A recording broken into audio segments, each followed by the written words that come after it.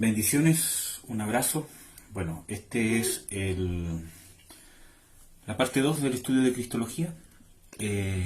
Vamos a continuar. En la clase pasada quedamos en la divinidad, ¿cierto?, del Señor Jesucristo. Específicamente estuvimos viendo los atributos divinos que tiene el Señor Jesucristo. Ahora vamos a dar continuación. Antes de empezar voy a orar para que esto pueda ser usado por Dios como un instrumento de bendición para el pueblo de Dios. Padre, te bendigo en el nombre de Jesús. Quiero darte las gracias por tu infinita misericordia, por tu amor, por tu beneplácito. Y yo te ruego, Padre, que esto pueda ser usado por ti para contribuir a la formación de nuestras vidas como creyentes, como hijos de Dios. Yo te ruego, Señor, que puedas usar, Señor, este estudio en el nombre de Jesús de Nazaret, y que puedas bendecir, Señor, a los hermanos que lo oigan, y que puedas poner fundamento en los corazones para tener una relación más estrecha y profunda contigo y poder trabajar junto a ti. Yo te ruego que me des sabiduría, que me des claridad, que me des unción, para que esto pueda ser de bendición real, Señor, y práctica. En el nombre de Jesús, amén. Amén, amados. Bueno, un pequeño resumen antes de empezar. Vimos Cristología, que el tema de Cristología es en sí el estudio de Cristo, ¿ya? Que es Cristo, ¿cierto? Es lo que Dios hizo y hace para poder cerrar la brecha, ¿cierto?, que hay entre el hombre y Dios, que es el pecado. Por eso que el Señor Jesucristo tuvo que sacrificarse. Ahora, ¿por qué es importante el estudio de Cristo? Su propósito, su origen, todo su, naturaleza. ¿Por qué es importante? Porque Cristo es el fundamento del creyente, es el fundamento de la iglesia, y todas las cosas subsisten por medio de Jesucristo. Por eso que es importante el estudio de Cristo. Y es más, la cristología o el estudio de Cristo o la persona de Jesucristo es quien hace diferencia entre una doctrina de error y una doctrina verdadera. Todo eso ya lo vimos.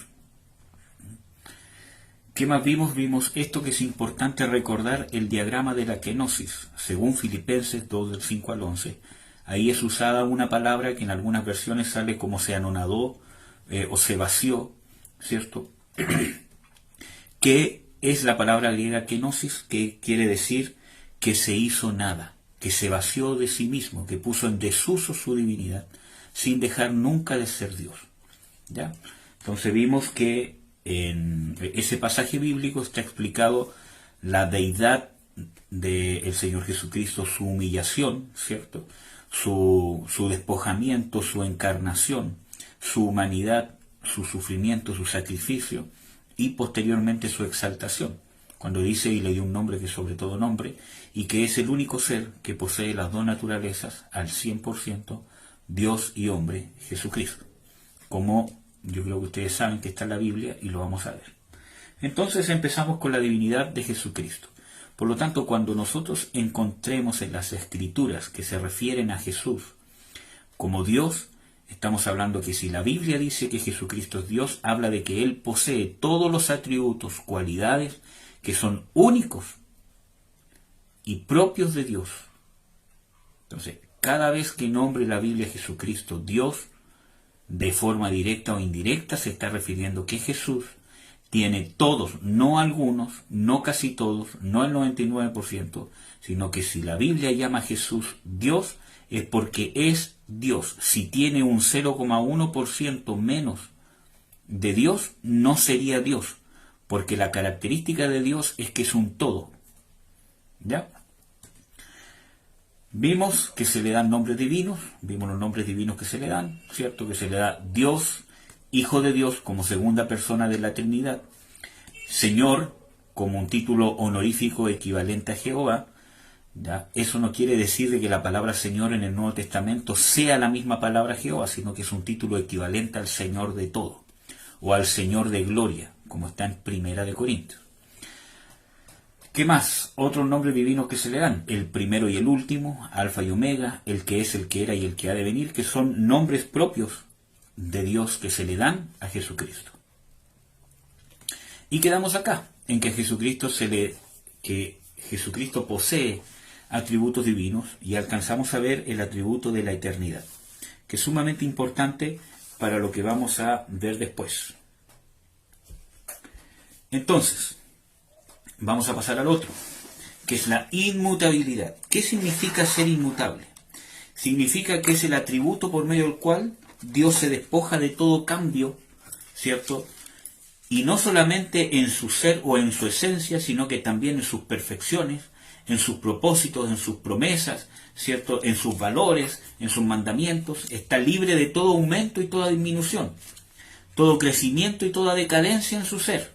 Su conocimiento, planes, propósitos morales, designios, su palabra permanece para siempre, o sea, no cambia. Dios no puede crecer más. La inmutabilidad de Dios es decir, de que Él no puede crecer más porque Él es el todo. Él es el eterno. Él es lo... O sea, es imposible que haya, ¿cierto?, una cualidad más alta que la de Dios, porque Dios no es limitado. Por lo tanto, algo limitado tiene la capacidad de crecer o de desarrollarse o de mejorar. Dios no. Dios es la eternidad, es la máxima expresión de todo, ¿ya? Para que puedan entenderlo. Eso significa inmutabilidad. Este atributo es solamente divino y lo posee el Señor Jesucristo, como vamos a ver en Hebreos 1:12. Si lo puede buscar, amorcito.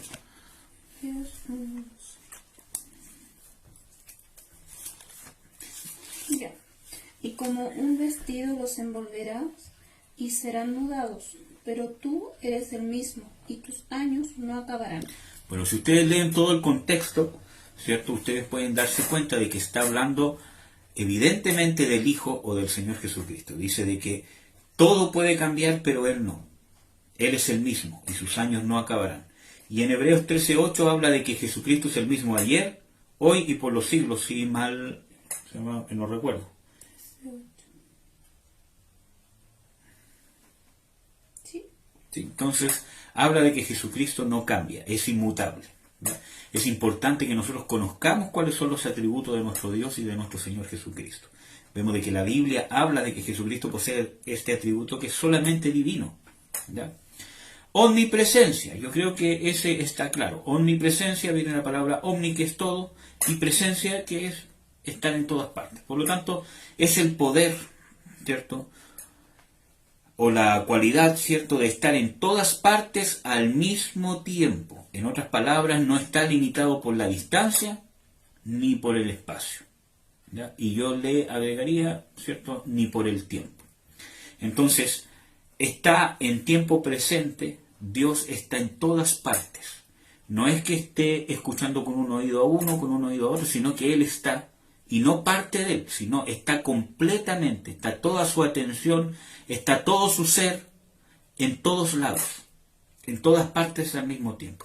Esto escapa de nuestro mundo natural, ¿cierto?, que se va a regir, que se rige, por ejemplo, con la ley de, en la materia, que dos masas no pueden ocupar el mismo espacio. Dios es algo superior porque Él creó esas leyes para sustentar la vida natural. Entonces, Dios escapa de esas limitaciones. Él es omnipresente, tiene el poder de estar presente en todo lugar completamente. Amén. Bueno, vamos a ver los versículos bíblicos que hablan de este atributo en el Señor Jesucristo. Juan 3:13.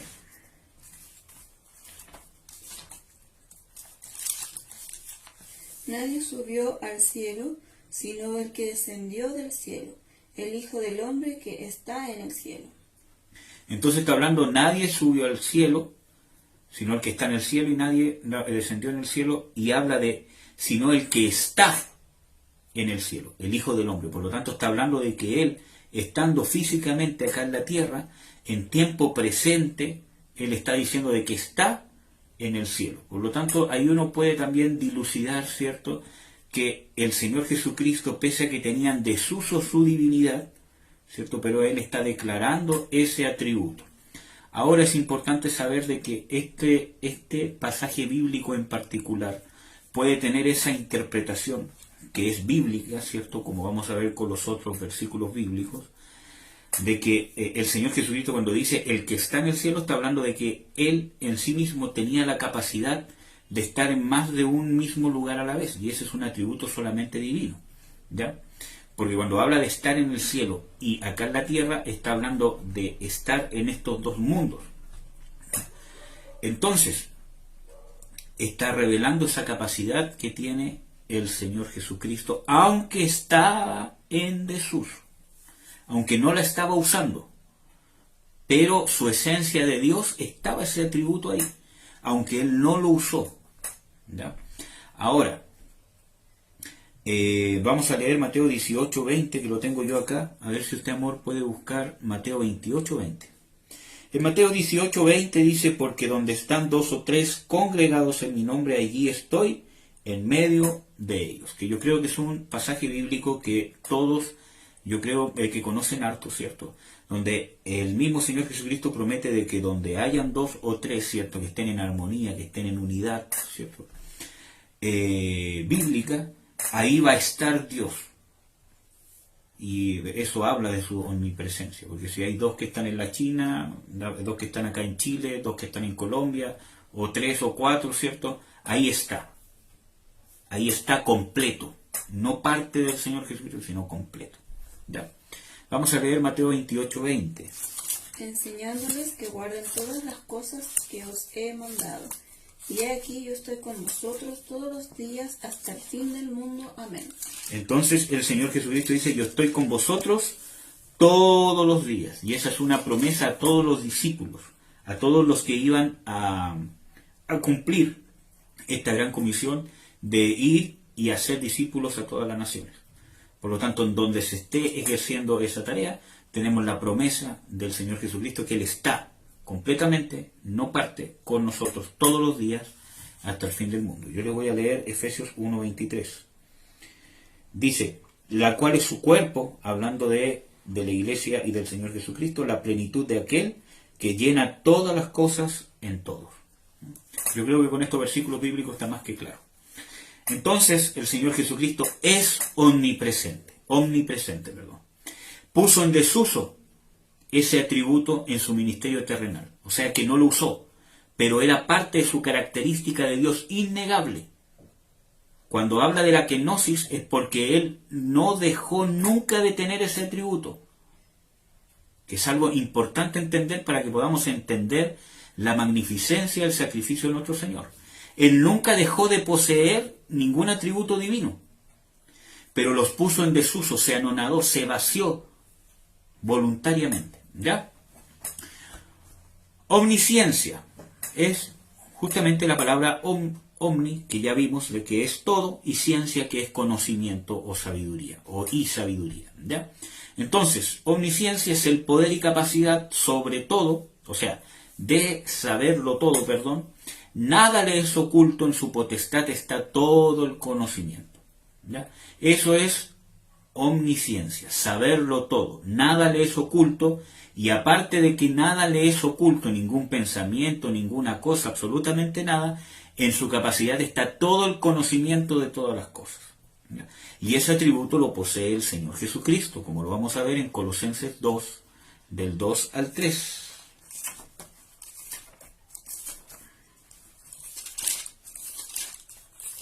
Para que sean consolados sus corazones unidos en amor, hasta alcanzar todas las riquezas del pleno entendimiento, a fin de conocer el misterio de Dios, el Padre, y de Cristo, en quien están escondidos todos los tesoros de la sabiduría y del conocimiento.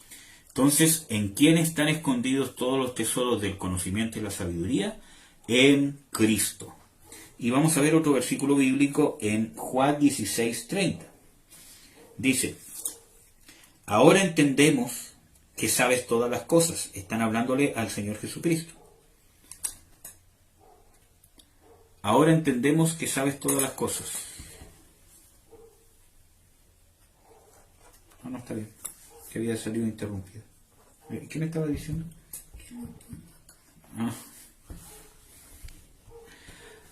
Dice, ahora sabemos que sabes todas las cosas y que no necesitas que nadie te pregunte. En esto creemos que has salido de Dios.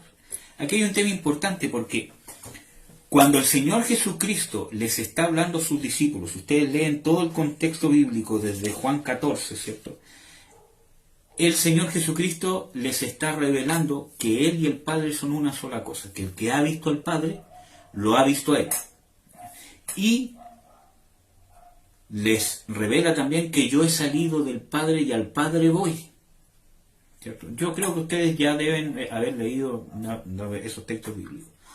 Por lo tanto, cuando los apóstoles confiesan de que ahora creemos que has salido de Dios, están hablando de que ahora creen de que Él es Dios, de que Él es el Hijo, como dice en el mismo libro de Juan 1, ¿cierto? De que el unigénito Hijo que estaba en el seno del Padre le dio a conocer. Entonces, está hablando de su deidad, de su divinidad. Y por eso dijeron, ahora sabemos que sabes todas las cosas. Dice, ahora entendemos que sabes todas las cosas y no necesitas que nadie te pregunte. ¿Ves?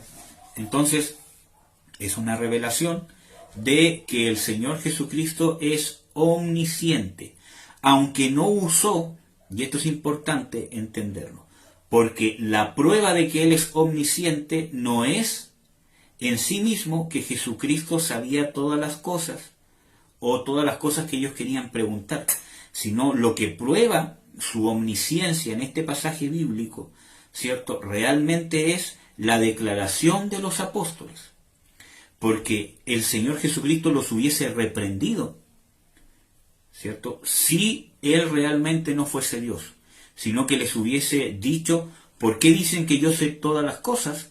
¿Cierto? Si eso solo es un atributo de Dios. Pero no lo reprendió, ¿por qué? Porque a sus apóstoles les estaba revelando que Él era uno con el Padre, que Él había salido del Padre. Ahora, ¿por qué yo digo de que no usó este atributo de omnisciencia para saber lo que sus apóstoles querían preguntarle?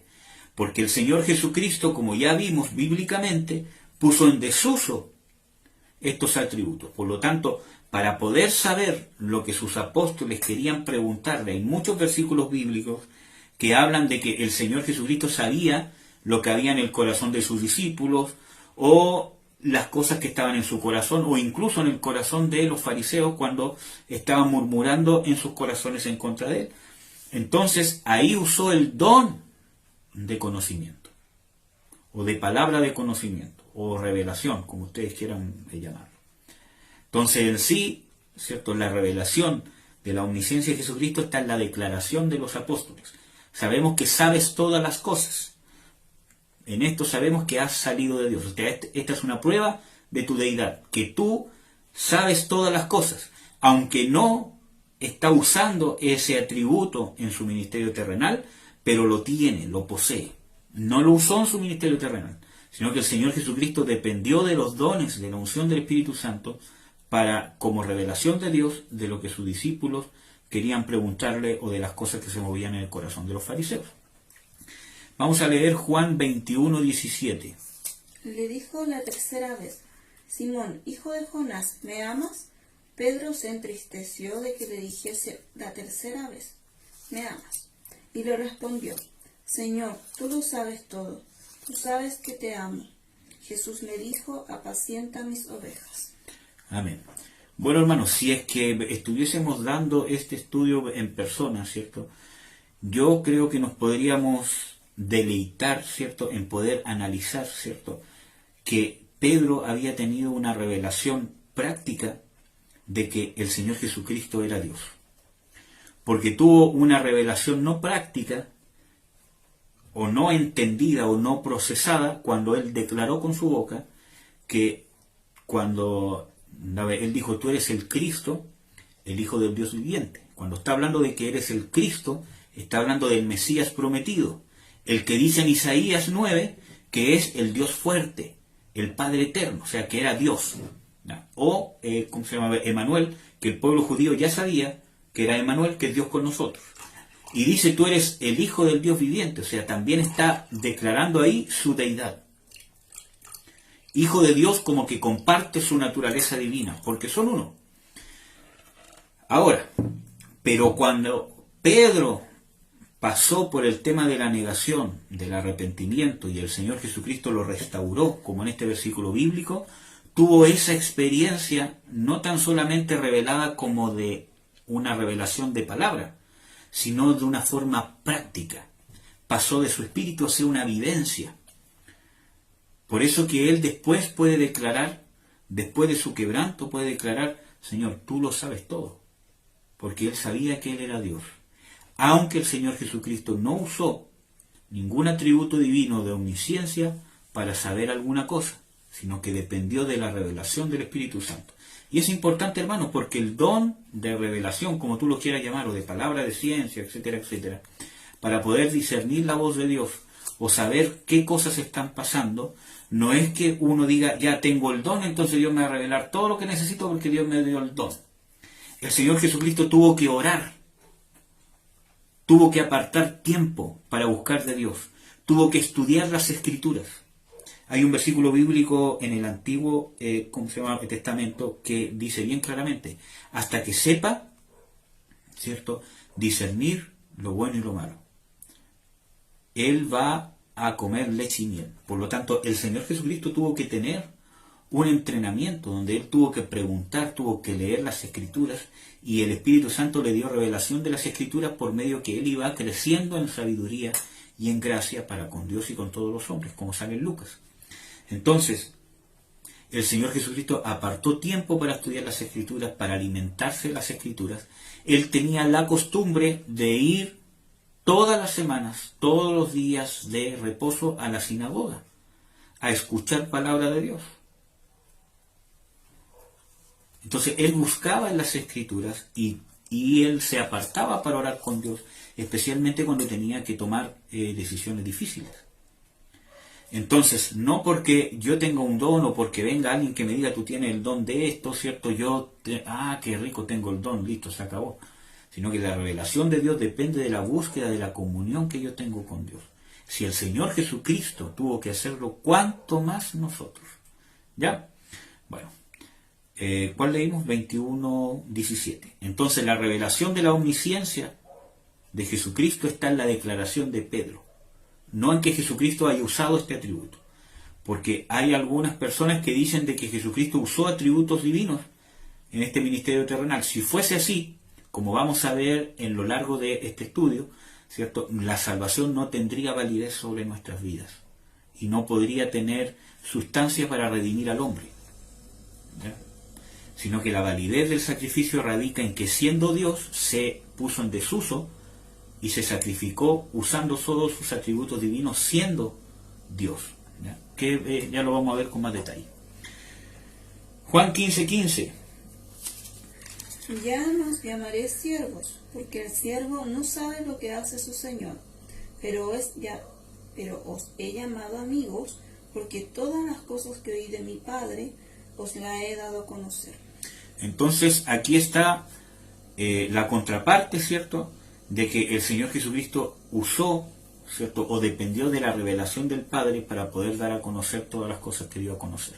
Por lo tanto, la declaración de los apóstoles, la declaración de Pedro, la declaración que vimos en Colosenses 2, del 2 al 3, que en Jesucristo está todo el conocimiento y toda la sabiduría, declaran que Él es omnisciente, pero a la vez vemos que no usó esa omnisciencia en su ministerio terrenal.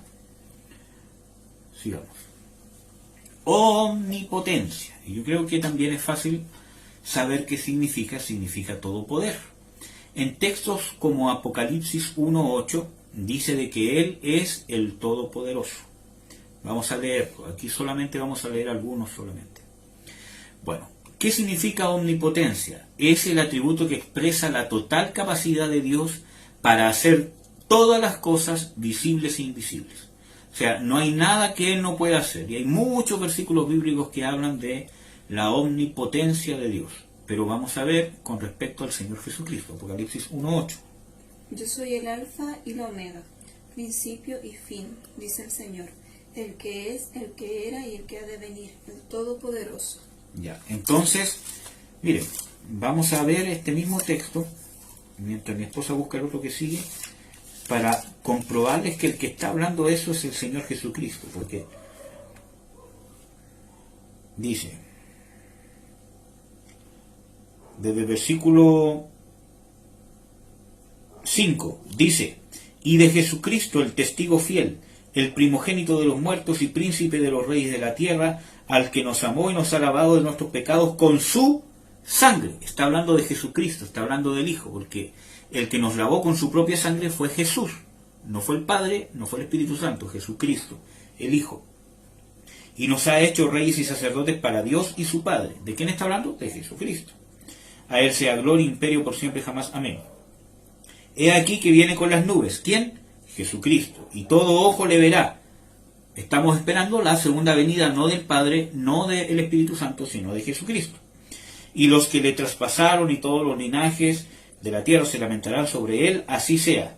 Yo soy el Alfa y el Omega, principio y fin, dice el Señor, que es y que era y que ha de venir, el Todopoderoso. Entonces es evidente que está hablando el mismo Señor Jesucristo, porque el libro parte diciendo revelación de Jesucristo, que Jesucristo le dio a Juan por medio de su ángel. ¿Ya? Entonces el que está hablando es Jesús. Y él dice, yo soy todopoderoso.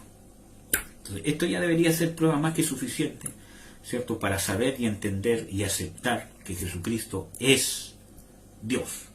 ¿Ya? Mateo 28, 18. Y Jesús se acercó y les habló diciendo, toda potestad me es dada en el cielo y en la tierra. Toda potestad me es dada en el cielo y en la tierra. ¿Ya? Bueno, creo que no hay mucho que ver. Ustedes pueden ver los otros versículos bíblicos, Hebreos 1.3, Filipenses 3.21. Yo les recomiendo que si ustedes realmente están interesados en este estudio, para quien vea este estudio, ya sea el que lo esté viendo en vivo o las personas que después lo vean grabado, ¿cierto?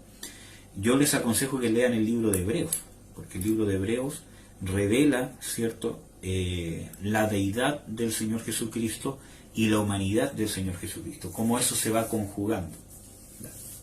La preexistencia. ¿Por qué es necesario esclarecer o establecer, según la Biblia, que Jesucristo tiene preexistencia? ¿Por qué? Porque como es hombre, ¿cierto?, hay muchas personas que creen por algunos textos bíblicos mal interpretados que realmente el Señor Jesucristo fue creado y que hubo un momento que no existía y llegó un momento en el tiempo que sea, ¿cierto?, donde el Padre lo creó. Y no es así, ¿ya? Vamos a ver los versículos bíblicos que hablan de su preexistencia, o sea, que existe antes de todas las cosas, que es un atributo solamente de Dios. Dios tiene preexistencia, o sea que nunca empezó, ¿ya? Vamos a ver. Se refiere a la existencia de Cristo como Dios, antes de la creación de todas las cosas visibles e invisibles. Colosenses 1:15 al 17. Él es la imagen del Dios invisible, el primogénito de toda creación, porque en Él fueron creadas todas las cosas, las que hay en los cielos y las que hay en la tierra, visibles e invisibles, sean tronos, sean dominios, sean principados, sean potestades. Todo fue creado por medio de Él y para Él. Y Él es antes de todas las cosas, y todas las cosas en Él subsisten. Entonces yo creo que este versículo bíblico está más que claro. Jesucristo existe antes de todas las cosas. Y es más, por Él fueron creadas. No sé, Él existe antes de todo.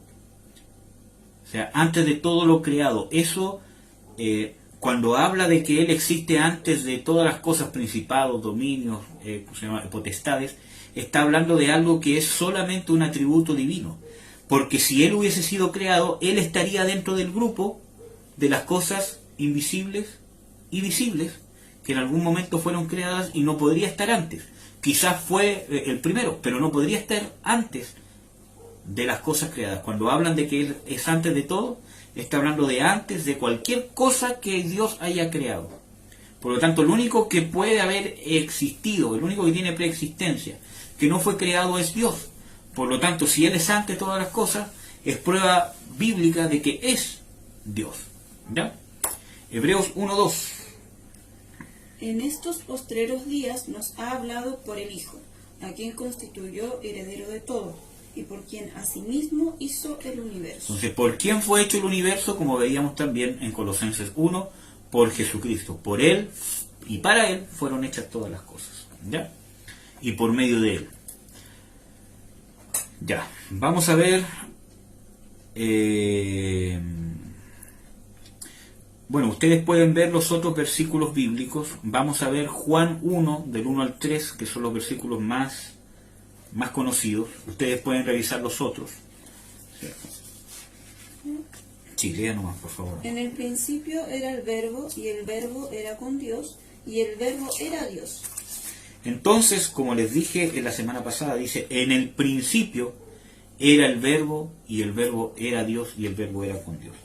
Y es importante porque cuando habla del principio, habla del principio de todas las cosas. Acuérdense que Dios es el principio y fin, el alfa y el omega, el primero y el último. Habla del origen, del inicio de todas las cosas. Entonces, en el principio, en el origen de todas las cosas, ya era el Verbo. Y el Verbo era Dios y era con Dios. Cuando dice ese versículo bíblico, Juan 1.1, de que era con Dios y era Dios, habla justamente de esta naturaleza divina, que es incomprensible para nuestra capacidad humana.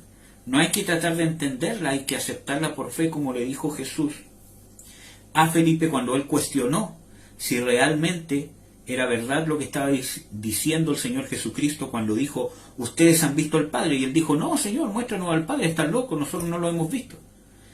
Él lo único que dijo, en vez de darle una explicación teológica mucho mejor que esta, ¿cierto? Él lo único que dijo, creedme que yo soy en el Padre. Entonces lo mismo, esto no hay que entenderlo mentalmente, se recibe en el Espíritu por fe, lo que activa la revelación espiritual es la fe, y después eso va influyendo sobre nuestro entendimiento para poder explicarlo mejor, etcétera, etcétera. ¿Ya?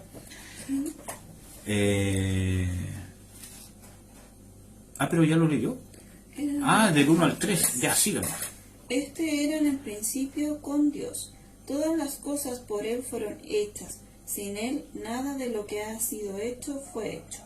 Entonces, cuando dice que por Él todas las cosas fueron hechas, está hablando de todas. Si realmente Jesucristo hubiese sido creado, no podría estar con Dios antes de que todas las cosas fueron hechas, porque Él estaría dentro del grupo de las cosas hechas. Aunque suene enredado, espero que me estén entendiendo. Entonces, hay sectas como los testigos de Jehová, ¿cierto?, que dicen de que el Señor Jesucristo fue creado, quizás antes de la creación, pero en algún momento fue creado por el Padre. Y eso no es así, porque dice de que el Verbo era antes de todas las cosas, o sea, antes de que todas las cosas hechas, ¿cómo dice? Dice, todas las cosas por Él fueron hechas y sin Él nada de lo que ha sido hecho fue hecho. Dice, todas las cosas por Él fueron hechas. Por lo tanto, está hablando de todas las cosas creadas. Si realmente el Señor Jesucristo hubiese sido creado quizá muchos años atrás de la creación de los ángeles, como dicen ¿cómo se llama?, los testigos de Jehová o algunas sectas, ¿cierto? Él no podría estar antes de todas las cosas hechas. Él no podría haber creado todas las cosas hechas, porque la Biblia dice de que Él y por Él todas las cosas fueron hechas, todas. Si Él fuese un ser creado que fue hecho por Dios, estaría dentro del grupo de todas las cosas hechas, porque dice todas, no todas las demás, dice todas. ¿Ya? Espero que me entiendan, aunque suene como trabalengua. Ya, ustedes pueden ver los otros versículos bíblicos. Vamos a ver, Juan da testimonio de eso, en Juan 1:15, 27 y 30, cuando Juan el Bautista dice, Él es antes de mí. Vamos a ver. Juan 1:15. Juan dio testimonio de Él y clamó diciendo, Este es de quien yo decía, el que viene después de mí es antes de mí, porque era primero que yo. Ya, ahí nomás. Entonces, primero que todo, ¿por qué Él dice el que viene después de mí es antes de mí? Está hablando de dos cosas. Primero, de autoridad divina o de preeminencia, ¿cierto? Porque cuando habla el que viene después de mí, está hablando de que primero, el que aparejó el camino para el Señor, ¿cierto?, fue Juan el Bautista. Y está hablando de que Él vino primero en ese sentido cronológico, ¿cierto? y también está hablando de preeminencia en el sentido de que el que viene después de mí, porque yo vine primero a preparar el camino, es antes que yo en el sentido de preeminencia. ¿Ya? Esa es una manera de interpretar el versículo bíblico. También, ¿cierto?, que es más profundo todavía, está hablando. Yo creo que todos saben de que Juan el Bautista era mayor, por lo menos por 6 meses, en edad que Jesús. Pero está hablando de que el que viene después de mí, en el sentido de que él nació después, y de que él se apareció después o se manifestó después al pueblo de Israel, es antes de mí en el sentido de su preexistencia, de que él existía antes. Entonces, si realmente Jesús fuese solamente un hombre, ¿cómo es posible que él diga eso si Jesucristo nació después? Porque está hablando de su naturaleza divina, por eso que él existió antes. ¿Ya? Vamos a ver, Jesús mismo lo confirma, y esto sí lo vamos a ver.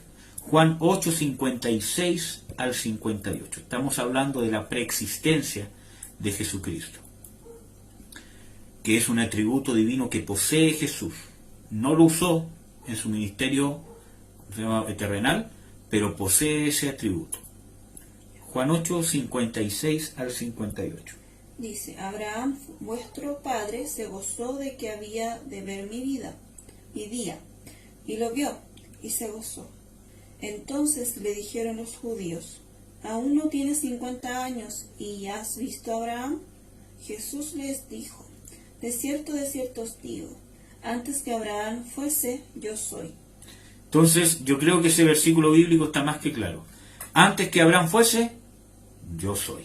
Está más que claro ese versículo y habla también de que Abraham lo vio. ¿Ya? Bueno, existencia propia. ¿Qué significa existencia propia? También es un atributo divino, ¿cierto? Quiere decir que existe y tiene su origen en sí mismo, que es independiente de todas las cosas. O sea, existe y tiene su origen, o sea, que no fue creado por nadie, no por un Big Bang ni por una energía, sino que tiene su origen en sí mismo. ¿Ya? Y depende de él mismo. O sea, no depende de ninguna cosa externa, ni del tiempo, ni de nada. Eso habla de existencia propia o vida en sí mismo, que es un atributo que posee el Señor Jesucristo. Juan 5:26. Porque como el Padre tiene vida en sí mismo, así también ha dado al Hijo el tener vida en sí mismo. Ya, ahí está más que claro. Como el Hijo tiene vida en sí mismo. ¿Ya? Juan 1:4.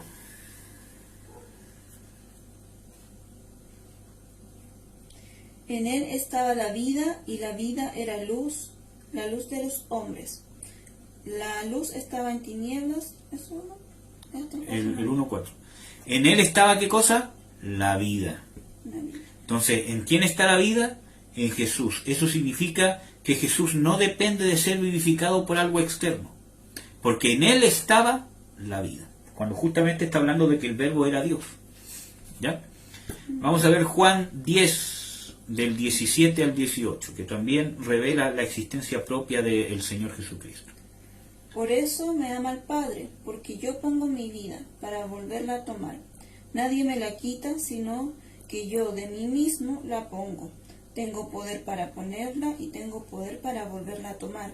Este mandamiento recibí de mi Padre. Ya, ahí está hablando, ¿cierto? Está revelando que tiene existencia propia, pero no usó de este atributo divino, ¿cierto?, en ningún momento de su ministerio, sino que ahí está revelando que dependió del Padre, ¿cierto?, para poder entregar su vida, aunque también está declarando que él tenía este atributo, pero no lo usó, de existencia propia.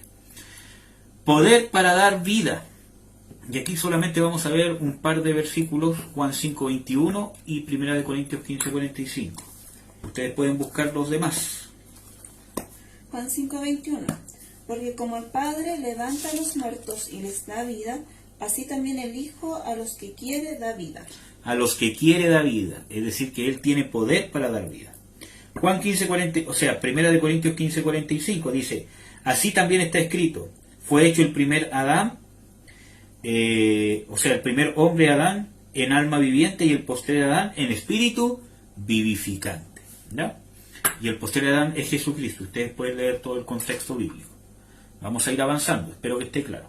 Ahí yo les puse un cuadrito que es parte de este estudio, ¿cierto? Donde están estos 8 atributos divinos que vimos, que es importante que ustedes puedan saber de memoria cuáles son. Eternidad, inmutabilidad, omnipresencia, omnipotencia, ¿cierto? Y todos los omnis, ¿cierto? Omnipotencia, dije, omnipresencia, omnisciencia, ¿cierto? Preexistencia, vida en sí mismo y poder para dar vida.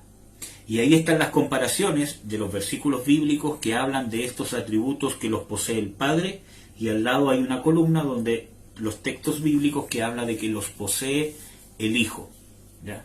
Es importante ver por qué no hay ningún texto bíblico que habla de que el Padre posee preexistencia, por ejemplo. Porque como el Padre no hay duda de que es Dios, ¿cierto? No hay versículos bíblicos que intenten aclarar que Él es preexistente a todas las cosas. Con diferencia al Señor Jesucristo, que es el único que posee las dos naturalezas de Dios y hombre, ¿cierto? Donde la Biblia aclara que pese a que es hombre, tiene preexistencia, ¿ya? Para que puedan entender. Ahí ustedes después le pueden poner pausa si lo quieren copiar, o me pueden enviar un mail y yo les comparto las presentaciones. Ya. Punto C. Voy a ver cuánto llevo, para no pasarme, o sea, siempre me paso, pero para no pasarme tanto. 40, aleluya. Voy a correr esta cosita para acá. Se le atribuyen oficios divinos. ¿Ya? ¿Qué es un oficio divino? Vimos primero que es un atributo, ¿cierto? Que existen atributos y cualidades que Dios posee. Un atributo divino, como vimos, ¿cierto? Es una cualidad que define a Dios, que es única de Dios, ¿cierto? Y que solamente es de Dios y es una característica que caracteriza, valga la redundancia, a Dios. Por ejemplo, la eternidad. Nadie más es eterno. Ahora, una cualidad de Dios, por ejemplo, es que Él es fiel. Aunque Dios es fiel, pero no es el único fiel. En el sentido que Él nos demanda ser fieles. Entonces, ¿un ser humano puede ser fiel? Claro, y es más, debemos ser fieles. ¿Ya? Para que vean cuál es la diferencia entre un atributo y una cualidad. Oficios divinos es una actividad propia de Dios, que solamente la puede ejercer Dios y nadie más tiene el poder de ejercerla. Y estos atributos divinos en las Escrituras se le atribuyen, a Jesús. Hay algunos textos bíblicos que ya hemos visto, ¿ya? Pero los vamos a volver a leer para que quede más claro. Como creador, es la actividad propia de Dios en la que da origen a todas las cosas. Vamos a ver, ya vimos Juan 1:3, ¿cierto? Que habla de que por Él fueron hechas todas las cosas. Vimos Colosenses 1 del 15 al 16, dice que todas las cosas fueron creadas por Él, las invisibles, las visibles, sean tronos, dominios, principados, potestades. Vimos Hebreos 1:2, ¿cierto? Dice que por Él fue creado el universo. Vamos a leer 1 Corintios 8:6. Entonces se le atribuyen oficios divinos a Jesús. Para nosotros, sin embargo, solo hay un Dios, el Padre, del cual proceden todas las cosas, y nosotros somos para Él, y un Señor, Jesucristo, por medio del cual son todas las cosas, y nosotros por medio de Él. Por medio del cual son todas las cosas. Todas las cosas son por medio de Jesucristo. ¿Ya? Bueno. Vamos a volver a leer Hebreos 1:2 para que quede claro por si acaso. Y el versículo 10 también. Por favor, amor. En estos postreros días nos ha hablado por el Hijo, a quien constituyó heredero de todo, y por quien asimismo hizo el universo.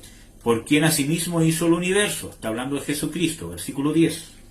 Y tú, oh Señor, en el principio fundaste la tierra, y los cielos son obra de tus manos. Ahí, si ustedes leen todo el contexto bíblico, se van a dar cuenta, ¿cierto?, que está hablando de tú, oh Señor. Cuando dice tú, oh Señor, se está refiriendo al Hijo. Creaste todas las cosas son obras de tus manos. ¿Ya? ¿Qué más? Como preservador y sustentador de la vida. Colosenses 1:17. ¿Qué significa eso? De que es la obra divina en la que Dios manifiesta su capacidad para sostener y mantener todas las cosas que ya han sido creadas. Ya vamos a hablar un poco de esto. Colosenses 1:17. Y Él es antes de todas las cosas, y todas las cosas en Él subsisten. Y todas las cosas en Él, está hablando de Jesucristo, en Él subsisten. Es importante ver de que cuando está hablando del oficio divino de creador, está hablando del origen de las cosas. Por ejemplo, yo como un ser humano puedo crear una casa, puedo crear, no sé, puedo crear cualquier cosa con cosas químicas, como lo están intentando hacer los científicos, crear nuevas sustancias, nuevas materias, pero yo no le estoy dando origen a lo que estoy creando, sino que yo estoy sacando otros materiales y me lo estoy mezclando, lo estoy pasando por procesos, ¿cierto? Y aunque cree algo, entre comillas, nuevo, pero estoy usando materia prima. El Señor Jesucristo no necesitó materia prima porque Él creó, Él es el que da origen a todas las cosas. Y es el preservador y sustentador de la vida. Por ejemplo, hermanos, hay fuerzas, ¿cierto?, que no han sido comprendidas aún por el hombre. Por ejemplo, que se mantienen, ¿cierto?, los átomos unidos y funcionando constantemente sin detenerse. Y aunque el ser humano lo puede entender a medias, ese proceso cómo funciona, pero no obstante así sabe cuál es el origen. Porque ¿cuál es la vanidad del ser humano? El creer que por entender cómo pasa algo, yo me enseñoreo de eso. Por ejemplo, si yo entiendo cómo funciona el cuerpo humano, por ejemplo, hermano, el tema de, enamorarse, ¿cierto? Que yo creo que todas las personas que han estudiado alguna cosa que tiene que ver con la medicina o con la salud, sabe que son procesos químicos de hormonas que se liberan en el cuerpo, ¿cierto?, que causan esas sensaciones. Pero a la vez, ¿cierto?, no entienden, porque creen que por entender el proceso son señores de eso. Pero no entienden que eso es una respuesta y es un trabajo paralelo de cómo está funcionando el alma. Y que no quita el hecho del sentimiento. Entonces, Dios es el preservador y sustentador de la vida. Él es el que sustenta todo lo creado. Es increíble ver de que en un átomo, ¿cierto?, hay tanto poder como para destruir ciudades enteras, como hemos visto las atrocidades que el hombre hace, ¿cierto?, con las bombas, o extraer la energía eléctrica de los componentes atómicos. Entonces, es increíble ver que en un átomo, que es una partícula tan diminuta, hay tanto poder. ¿Por qué? Porque Dios sustenta el funcionamiento de una partícula tan pequeña como el átomo, como el átomo, ¿cierto? Es porque sustenta todas las cosas, ¿ya? Espero que me entiendan, aunque este es un tema más profundo. Entonces, creador y preservador y sustentador de la vida, o de todas las cosas. A Jesucristo se le rinde adoración, y aquí vamos a entrar en tierra derecha. A Jesucristo se le rinde adoración. Primero, en la Escritura encontramos que la adoración es exclusiva de Dios. Vamos a leer Éxodo 34:14 mientras yo le hablo de los otros versículos. Yo creo que ustedes saben que la tentación del Señor Jesucristo, tanto en Mateo 4:10 como en Lucas 4:8, ¿cierto?, cuando Satanás tentó al Señor Jesucristo de querer darle supuestamente que él pudiera heredar el dominio o ser príncipe de todo el mundo, ¿cierto?, sin pasar por el sacrificio, si postrado me adorares, él dijo, no, porque escrito está, al Señor tu Dios adorarás, o solo al Señor tu Dios adorarás. Por lo tanto, el mismo Señor Jesucristo declara que solo a Dios se le debe adorar. Vamos a ver Éxodo 34:14. Porque no te has de inclinar a ningún otro Dios, pues Jehová, cuyo nombre es celoso, Dios celoso es. Entonces, la adoración está estipulada en las Escrituras, tanto en el Antiguo como en el Nuevo Testamento, que es exclusiva de Dios. A nadie más se le puede rendir adoración en las Escrituras, solo a Dios. ¿cierto? Está prohibido por las Escrituras adorar a cualquier otra cosa que no sea la persona de Dios. Vamos a ver ejemplos bíblicos. La adoración es rechazada por los hombres. Vamos a ver solamente aquí algunos versículos. Hechos 10, 25 al 26, que si mal no recuerdo es el caso de Pedro. Sí. Cuando Pedro entró, salió Cornelio a recibirle, y postrándose a sus pies adoró. Mas Pedro le levantó, diciendo: levántate, pues yo mismo también soy hombre. Ya, entonces, bueno, no vamos a ver los otros versículos bíblicos, yo solamente se los voy a explicar, pero ustedes pueden recordar que en Hechos 14, del 11 al 15, ¿cierto? Es el pasaje donde está Pablo con Bernabé, si mal, ¿cómo se llama? No recuerdo, ¿cierto? Y ellos empiezan a predicar, ¿cómo se llama? El Evangelio, y la gente de ahí les quiso rendir adoración pensando que eran dioses. Y pensaban que Pablo era Mercurio, ¿cierto? Y que Bernabé era Júpiter, y querían incluso ofrecer sacrificios. Y ellos tuvieron que rasgar su ropa diciendo: no, nosotros somos hombres igual que ustedes. De estas vanidades en las que nosotros les estamos anunciando que se tienen que convertir. ¿Ya? Y en Hechos 12, del 20 al 23, vemos en el caso que un hombre aceptó la adoración, que es el rey Herodes, que dice que él empezó a hablarle al pueblo, y el pueblo dijo: voz de Dios y no de hombres. Y ¿cómo se llama? Ahí dice que como no dio la gloria a Dios, vino un ángel enviado por Dios y le hirió y murió en aquel mismo instante comido de gusanos. Entonces, si realmente Jesucristo solamente fuese un hombre y no fuese Dios, porque cuando la Biblia nombra a Jesucristo como Dios, quiero que entiendan esto, pero la Biblia no habla medias. Si la Biblia nombra a Jesús como Dios es porque es enteramente Dios. Si a Jesús le faltara un 0,00001% de divinidad, dejaría de ser Dios, porque Dios es el todo. Si tiene un poquito menos, ya no es Dios. Es un ser quizás tan grande como Dios, pero no es Dios, y la Biblia no lo llamaría como Dios. ¿Verdad? Entonces, es importante entender, si Jesucristo realmente fuese solamente un hombre o un ser muy sublime, ¿cierto? Pero no fuese Dios, él hubiese rechazado la adoración. Pedro la rechazó, y la rechazó también Pablo, Bernabé, y el hombre que la recibió fue castigado por Dios. ¿Ya? Entonces la adoración es rechazada por los hombres. La adoración es rechazada por los ángeles. Hay muchas sectas que hablan de que el arcángel Miguel es Jesús, hermano. Y eso es una blasfemia, es una herejía. Porque Jesús es Dios, no es ni un arcángel, ni un ángel, ni un espíritu. Hablo de un espíritu creado por Dios, ¿cierto? Sino que es Dios, ¿ya? Hecho hombre. No hay más cosa más que indagar. Es Dios hecho hombre. Dice: grande es el misterio de la piedad. Jesucristo, o Dios, fue manifestado en carne. ¿Ya? La adoración es rechazada por los ángeles. Apocalipsis 22, 8, 9. Yo, Juan, soy el que oyó y vio estas cosas, y después que las hube oído y visto, que me postré para adorar a los pies del ángel que me mostraba estas cosas. Pero él me dijo: mira, no lo hagas, porque yo soy consiervo tuyo, de tus hermanos los profetas, y de los que guardan las palabras de este libro. Adora a Dios. Entonces el mismo ángel rechazó la adoración. Amén, hermanos. Entonces es sumamente importante. ¿Por qué?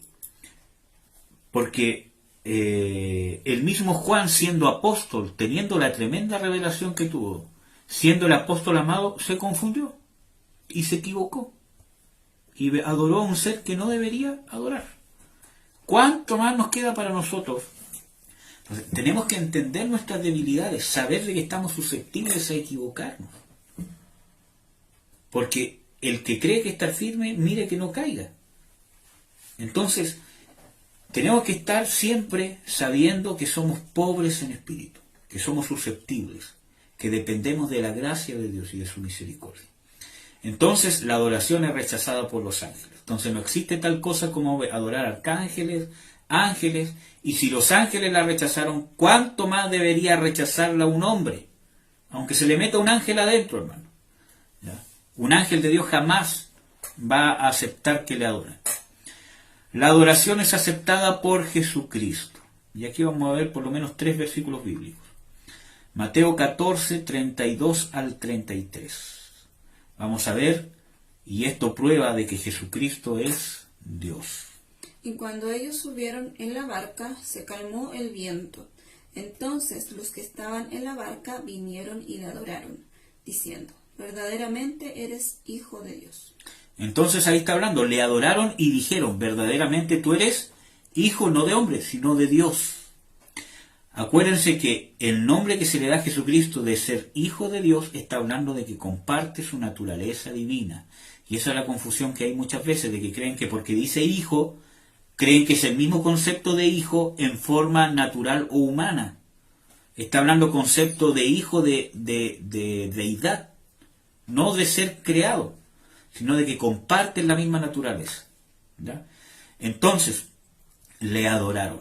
Vimos de que la adoración es rechazada por los hombres, de que es rechazada por los ángeles.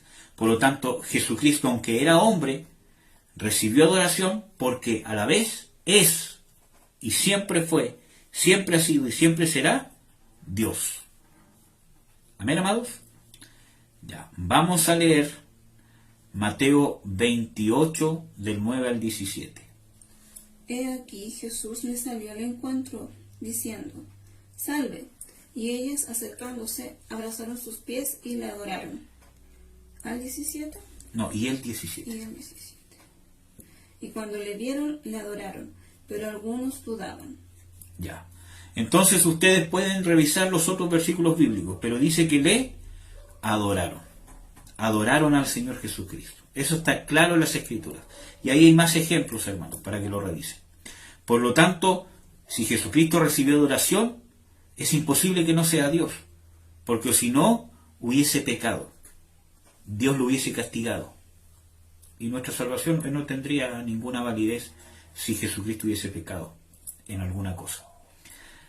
Rendir adoración es ordenado por el Padre. Rendir la adoración a Jesucristo es una orden del Padre. Hebreos 1:6. Y otra vez cuando introduce al primogénito en el mundo, dice: adórenle todos los ángeles de Dios. Ya. Bueno, hermano, yo les pido disculpas, pero ¿cómo se llama? Estamos haciendo una ampliación o un arreglo en el dormitorio arriba, entonces, donde siempre yo transmitía, que es un lugar un poquito más cerrado, ¿cierto?, en el segundo piso. Y por eso que estamos transmitiendo acá abajo, en la cocina, y tengo una perrita, ¿cierto?, que le ladra hasta una hormiga que pasa con casco por ahí, le ladra y se vuelve loca, ¿ya? Así que les pido que me perdonen y no la hago callar, porque si la hago callar, como siempre la hago callar, ustedes en las pantallas: uy, hermano Eduardo, ¿no? Ya. Entonces, rendir adoración es ordenado por el Padre a Dios. Él ordena que se le rinda adoración al Hijo. Voy a ver cuánto llevo, hermanos. ¿Cuánto dicen? 59 minutos, voy como avión. Muy bien. Ya. Jesucristo es de origen divino, hermanos. Y esta parte ya empieza a arder mi espíritu. Jesucristo es de origen divino, y esto es sumamente importante. Cada vez que ustedes lean en la palabra de Dios que se refiere a Jesucristo como el unigénito del Padre, o el unigénito Hijo, o el unigénito, ¿cierto?, está hablando de su naturaleza divina. ¿Por qué? Porque está hablando de que es único en su género, no como la ideología de género, ¿ya? Sino como único en su género. O sea, que su esencia es única. Nadie más tiene su esencia, nadie más tiene su naturaleza. ¿Por qué? Porque es naturaleza divina. ¿Ya? Entonces, siempre ha existido como hijo, ha habitado eternamente con el Padre. No es que en algún momento empezó a estar con el Padre, cuando el Padre supuestamente lo creó o lo engendró. Vamos a ver los textos bíblicos que hablan de que Él ha sido engendrado, qué significa realmente. ¿Ya? Vamos a leer Zacarías 12:10. Y derramaré sobre la casa de David y sobre los moradores de Jerusalén espíritu de gracia y de oración, y mirarán a mí, Ya. a quien traspasaron. Espérense. Está hablando Jehová. Si ustedes leen todo el contexto bíblico, está hablando Jehová. Dice, y derramaré espíritu de gracia y de oración, y mirarán a mí, a quien traspasaron. Está hablando Dios en primera persona. Dice Dios. Dios dice, me mirarán a mí, a quien traspasaron. ¿Y a quién traspasaron? ¿Al Padre? A Jesucristo. Como hombre lo traspasaron. Por lo tanto, este pasaje, ¿cierto?, es una prueba irrefutable de que Dios estaba profetizando de que era Él mismo el que se iba a dejar traspasar, el que se iba a hacer hombre y iba a ser herido de esa forma. Sigamos leyendo. Y llorarán como se llora por hijo unigénito, afligiéndose por él como quien se aflige por el primogénito. Ya. Entonces dice, y llorarán como quien llora por unigénito. Primero, está hablando en primera persona. Yo soy Dios y les estoy profetizando que va a llegar un momento en que yo me voy a hacer hombre y me van a traspasar. Y esa va a ser la señal que después yo voy a usar para que el pueblo de Israel se pueda convertir. ¿Y qué más dice? Y harán llanto por él, ¿cierto? Afligiéndose por él. No, pero cuando habla del unigénito. Llorarán como se llora por hijo unigénito. Llorarán como se llora por hijo unigénito. Entonces habla de que esa deidad, ese Dios hecho hombre, iban a llorar por él como unigénito, porque estaban hablando de que está hablando de la revelación de que ese hombre que fue traspasado era el unigénito, era Dios. Ya vamos a hablar un poco de qué es primogénito. En Juan 1:14 al 18, ¿cierto? Habla de que él, bueno, lo vamos a leer, el versículo 14 y el 18. Y aquel verbo fue hecho carne, y habitó entre nosotros, y vimos su gloria como gloria del unigénito del Padre. De ahí nomás. Entonces, dice, y el verbo fue hecho carne. Acuérdense que en Juan 1:1 está hablando de que el verbo era Dios, y era con Dios. Por lo tanto, Dios fue hecho carne, y vimos su gloria, o sea, vimos la gloria de este Dios que se hizo carne, o hombre, como gloria del unigénito del Padre. O sea, cuando está hablando de unigénito, está hablando de su naturaleza divina, encarnada. Vamos a ver... Ya, el 18. A Dios nadie le dio jamás el unigénito Hijo, que está en el seno del Padre, Él le ha dado a conocer. A Dios nadie le dio jamás, sino el unigénito Hijo le ha dado a conocer. ¿Cómo le dio a conocer? Por eso, la Biblia se interpreta a sí misma. Acuérdense que el mismo Señor Jesucristo dice, y yo les he dado a conocer al Padre, en Juan 14, dice, y sabéis, y habéis visto al Padre. Y ahí es que salta, ¿cómo se llama? Felipe, Señor, muéstranos al Padre y nos basta. ¿Cierto? Diciéndole el Señor Jesucristo que ya habían visto al Padre. Entonces, ¿cómo le dio a conocer? Porque era Dios quien se hizo hombre. Por eso que Jesucristo como hombre dio a conocer a Dios, al Padre, porque son uno. Son un solo Dios. ¿Ya? Vamos a ver Primera de Juan 4:9.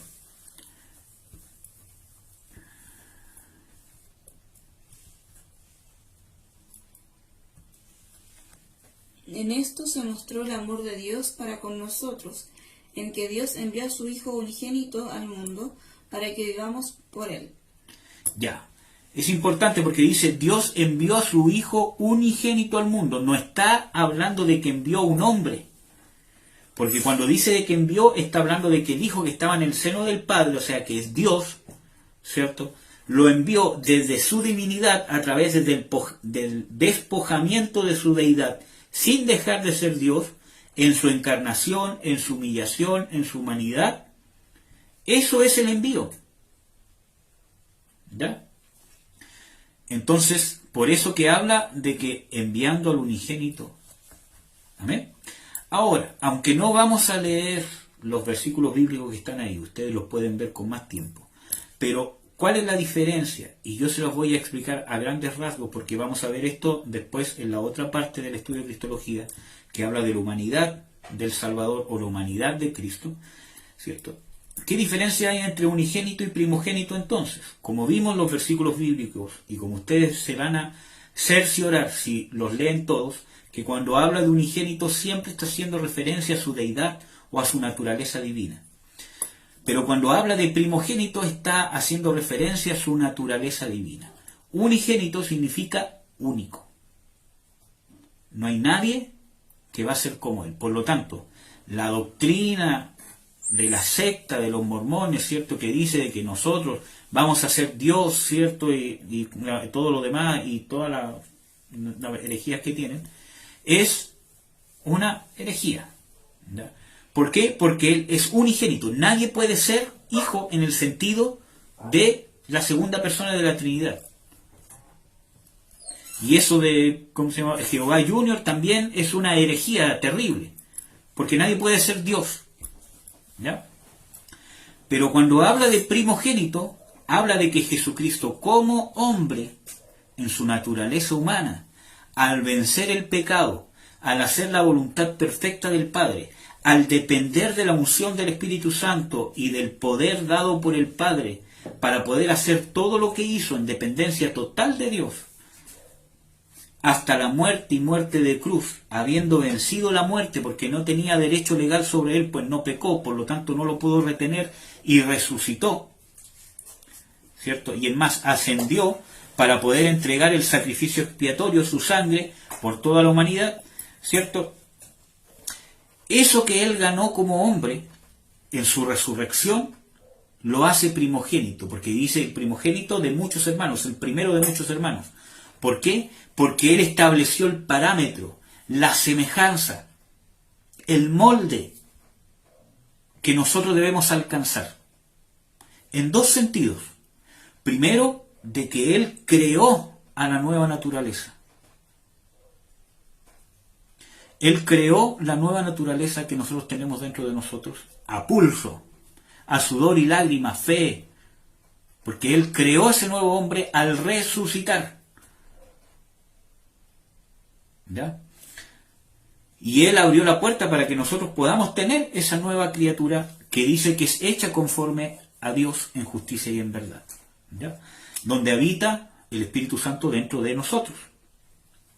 Entonces, y en segundo lugar, ¿cierto?, él cuando resucitó es el primogénito entre muchos hermanos, porque justamente es el molde. Porque acuérdense que el propósito principal de Dios con nosotros es formarnos a la imagen del Señor Jesucristo. Habla de que los ministerios están puestos para la perfección de los santos, para que todos alcancemos la plenitud, ¿cierto?, de la estatura, de la medida de un varón perfecto, a la semejanza de Jesucristo. Y también habla en Romanos 8, ¿cierto?, de que todas las cosas nos ayudan a bien a quienes aman a Dios, con el propósito de, ¿cierto?, ser hechos a la imagen de el Hijo o de Jesucristo, para que Él sea el primogénito entre muchos hermanos. Entonces, es primogénito porque ganó la victoria contra el pecado, porque pagó en sí mismo el pecado y porque venció al pecado en el sentido que no pecó también. Y también es el primogénito porque Él es el molde. ¿Por qué? Porque siendo hombre, Él nos demostró que se puede. Entonces, no hay excusa. Porque tenemos entrada abierta al trono de gracia, tenemos la nueva naturaleza divina, ¿cierto?, que nos influencia a guardar los mandamientos de Dios, que es donde habita el Espíritu Santo, que nos da la fuerza y el poder de vencer la tentación de una forma sobrenatural con la ayuda divina, porque humanamente es imposible, ¿cierto? Entonces, por eso que Dios puede decir de que somos hechos a su imagen y Él quiere que seamos a su imagen. Por eso es el primogénito, porque es el molde. Porque es el primero que ganó esta nueva naturaleza. Y por eso todos los demás, ¿cierto?, somos sus hermanos en el sentido de que Él es el primogénito. Cuando habla de primogénito, habla de que es el primero y a la vez que es el molde. ¿Ya? Espero que me hayan entendido, aunque haya salido un poco enredado. Amén, amados. Bueno, sigamos. Entonces, Él es el unigénito del Padre. Cuando habla de unigénito del Padre, está hablando de que es único en su género y ha existido como hijo habitando eternamente con el Padre. Y ahí están los versículos bíblicos, ustedes los pueden buscar. Ya. Él procedió del Padre. y esto está claro, siendo el Hijo unigénito del Padre, se comprometió a ejecutar el plan de redención y en el tiempo establecido salió del Padre. Estamos hablando de Hijo como segunda persona de la Trinidad, siendo el Hijo unigénito, o si ustedes quieren verlo como la segunda persona de la Trinidad, ¿cierto? Aunque no sale explícitamente que diga Jesús es la segunda persona de la Trinidad, pero cuando habla de Hijo unigénito está hablando de eso, ¿ya?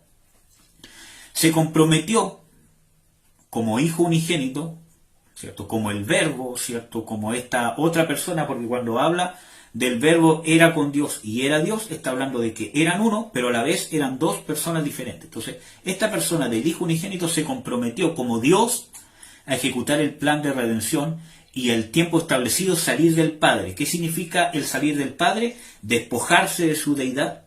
Eso significa que él salió del Padre, que se despojó de su deidad, no dejando de ser Dios, sino que puso en desuso sus atributos, ¿cierto? O sus privilegios de Hijo unigénito, y se encarnó, se hizo hombre. Que ya vamos a hablar de eso. Bueno, vamos a ver algunos versículos bíblicos que hablan de eso. Vamos a ver Juan 7:29, que aquí me lo dejó listo mi amada esposa. Dice, porque yo le conozco, porque de él procedo, y él me envió. El mismo Señor Jesucristo declaró, yo conozco al Padre porque de él procedo. ¿Ya? No es, bueno, yo creo que ya está claro lo de los atributos, ¿cierto? Y todo lo demás, así que no voy a volver a explicar eso. Juan 8:42, lo vamos a buscar. Juan 8:42 dice, Jesús entonces les dijo, si vuestro Padre fuese Dios, ciertamente me amaríais, porque yo de Dios he salido y he venido, pues no he venido de mí mismo, sino que Él me envió. Ahí está hablando no que fue enviado como un ser creado, ya yo te voy a usar a ti para ir. Cuando está hablando de que salí de Dios y fui enviado por Dios, está hablando de que el Verbo de Dios, que era una persona aparte del Padre, aunque los dos son un mismo Dios, ¿cierto? Cuando habla de que Él salió, es decir, que se despojó de su divinidad, de su deidad, ¿ya? Para que lo entendamos. ¿Ya? Espero que les esté quedando claro, hermanos, y que esté siendo de bendición. Vamos a leer un versículo más. Juan 13:13.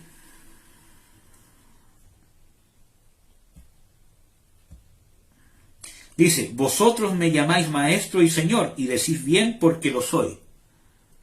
Ah, no, es 13:3, perdón, me equivoqué. 13:3, por eso que no calzaba el versículo. Sabiendo Jesús que el Padre le había dado todas las cosas en las manos, y que había salido de Dios y a Dios iba, y este texto bíblico es importante porque también marca una revelación bien profunda, que el Señor Jesucristo, miren, se despojó de su atributo de conocimiento, ¿cierto? O de todo conocimiento. No lo usó en su ministerio terrenal o en su vida terrenal. Por lo tanto, ¿cómo él sabía que había salido de Dios?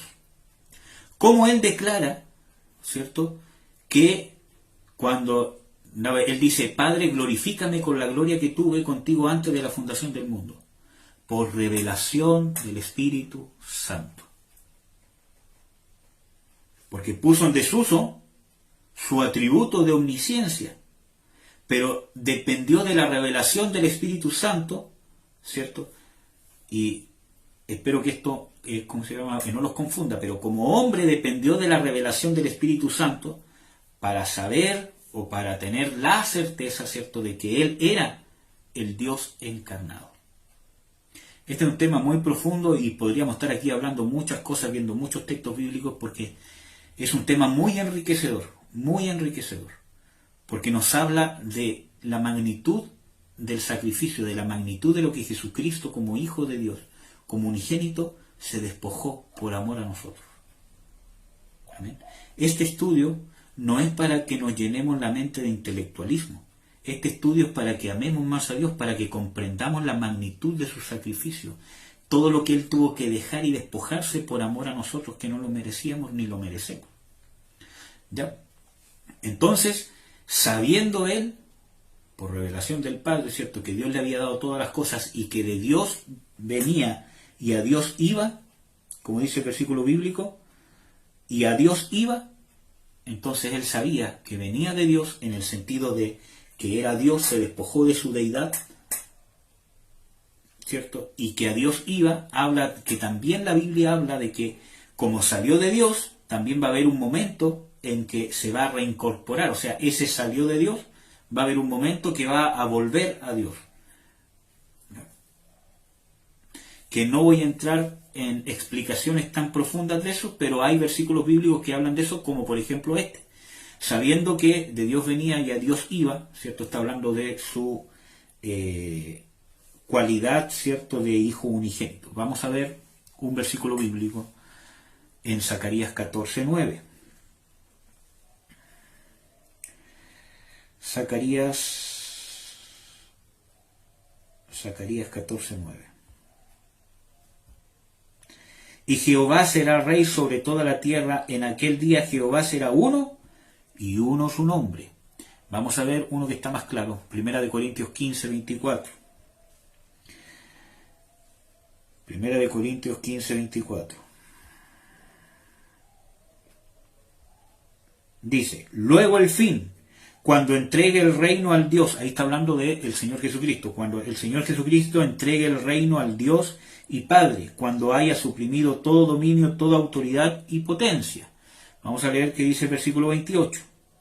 Pero luego que todas las cosas le estén sujetas al Hijo, ¿cierto? Entonces también el Hijo mismo se sujetará al que le sujetó a él todas las cosas, para que Dios sea todo en todos. Amén. Bueno, entonces el Hijo procedió del Padre en el sentido que era Dios. Cuando habla de su procedencia está hablando de su naturaleza, de su origen, que es su origen en Dios, en sí mismo, no como algo creado. Cuando habla de que fue enviado por el Padre, está hablando de ese proceso de despojarse de sí mismo y de encarnarse, ¿ya? Que ya lo vamos a explicar con detalle después. Jesucristo es igual al Padre en su naturaleza divina. Déjenme ver cuánto llevo. A ver si lo dejamos hasta aquí. Todavía quedan como 12 minutos. Yo creo que vamos a alcanzar a ver esto y vamos a ver qué más. Jesucristo es igual al Padre en su naturaleza divina. Juan 5:18. ¿Por qué es importante estudiar esto, hermanos? Porque esto es lo que nos diferencia de todas las otras religiones. Esto es lo que nos diferencia de las sectas que no reconocen que Jesucristo es Dios. O, por ejemplo, el Islam, que no reconoce que el Señor Jesucristo es Dios. Sí que es que un gran hombre, un gran profeta, ¿cierto? ¿Cómo se llama? Un hombre santo, etcétera, etcétera, pero no reconocen que es Dios. Entonces, ahí está el tope, la revelación, ¿cierto?, de Dios. ¿Por qué? Porque dice de que el unigénito Hijo le ha dado a conocer. Esa es la revelación más grande, que Dios estuvo con nosotros en el sentido del ministerio terrenal, de que Jesucristo es Dios manifestado en carne. Por eso que dice en 1 Juan 4, ¿cierto?, que los espíritus que no son de Dios o que son del anticristo no pueden confesar que Jesucristo vino en carne, porque que Jesucristo vino en carne significa que Jesús es Dios y se encarnó. ¿Por qué yo voy a decir que Jesucristo vino en carne si ya fuese carne, si fuese hombre nomás?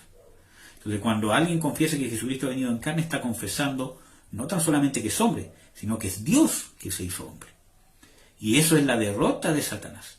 Porque que Dios se haya hecho hombre y Él se haya dejado, ¿cierto?, castigar por el pecado, y que haya dejado mansamente que Satanás se ensañara con Él en la cruz, ¿cierto?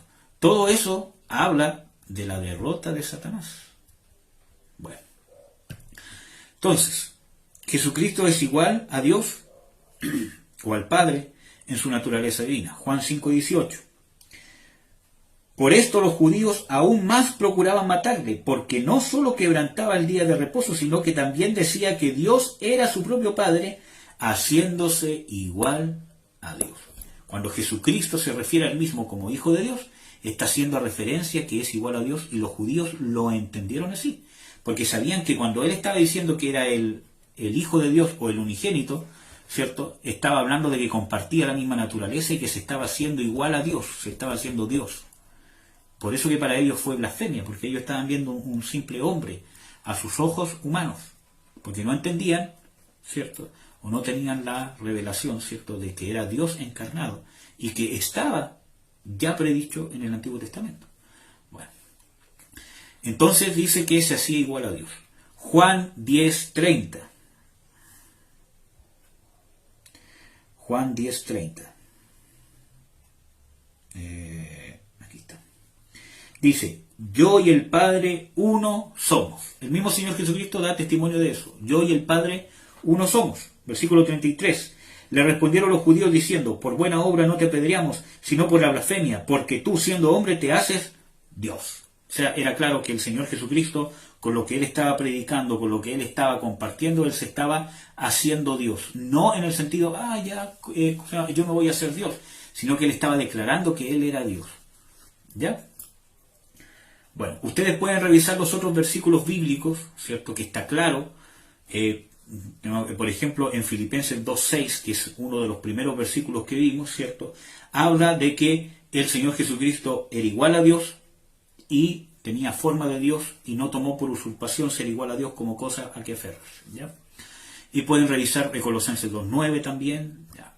Ahora, ¿por qué hay mucha confusión? Porque vemos, por ejemplo, en estos textos bíblicos, ¿cierto?, que Jesús mismo declara, apóstoles de Dios, ¿cierto?, que Jesucristo y el Padre son iguales, son uno, ¿ya?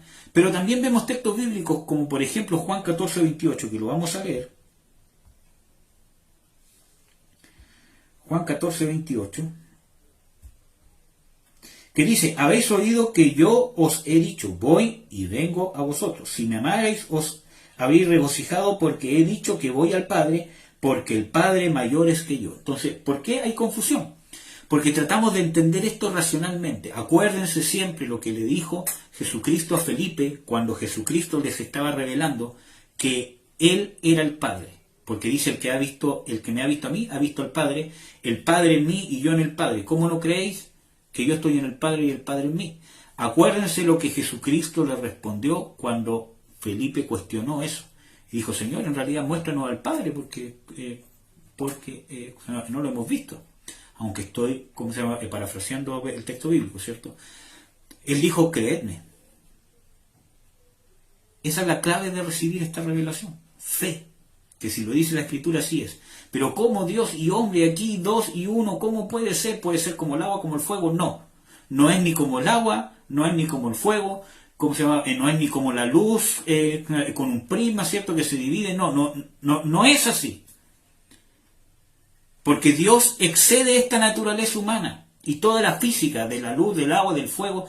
Él excede, es algo superior, por mucho.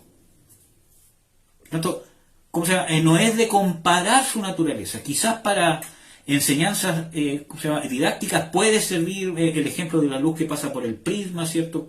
Que la luz se descompone, o del fuego, que son tres llamas pero los dos siguen siendo fuego, o del agua, que es líquido, gaseoso y sólido, pero siguen siendo agua. Puede servir, pero no es de comparar con la naturaleza divina.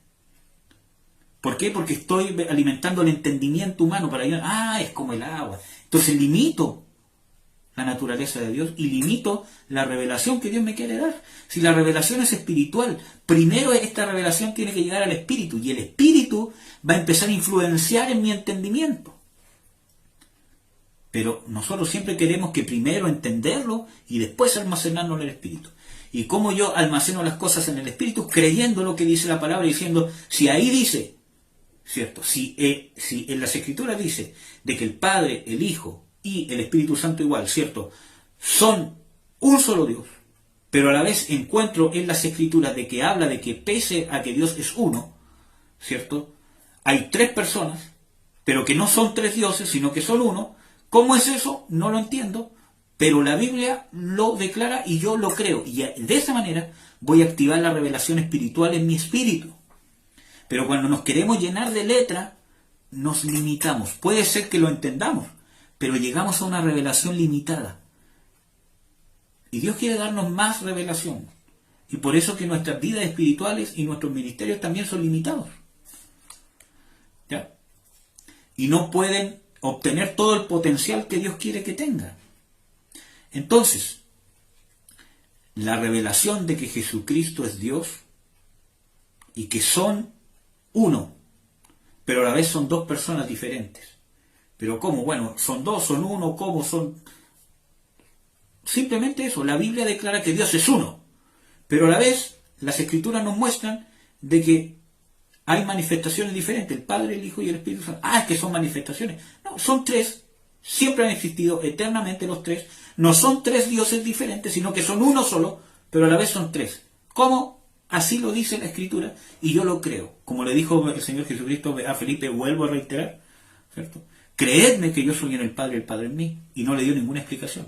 Él podría haberle dado una tremenda cátedra, mucho mejor que esta, siendo el maestro de maestros, pero le dijo creedme, porque esa es la clave. Esa es la clave, la fe, en la palabra de Dios, en lo que sale de la boca de Dios. ¿Ya? Entonces,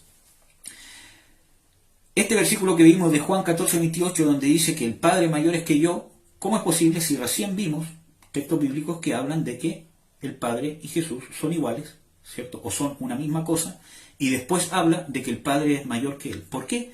Porque Jesucristo como hombre, el Padre era mayor que Él en autoridad. ¿Por qué? Porque Jesucristo, en desuso de su deidad como hombre, se sometió como cualquier otro ser creado, aunque no era un ser creado, pero se sometió como cualquier otro ser creado y como hombre a la dependencia de Dios.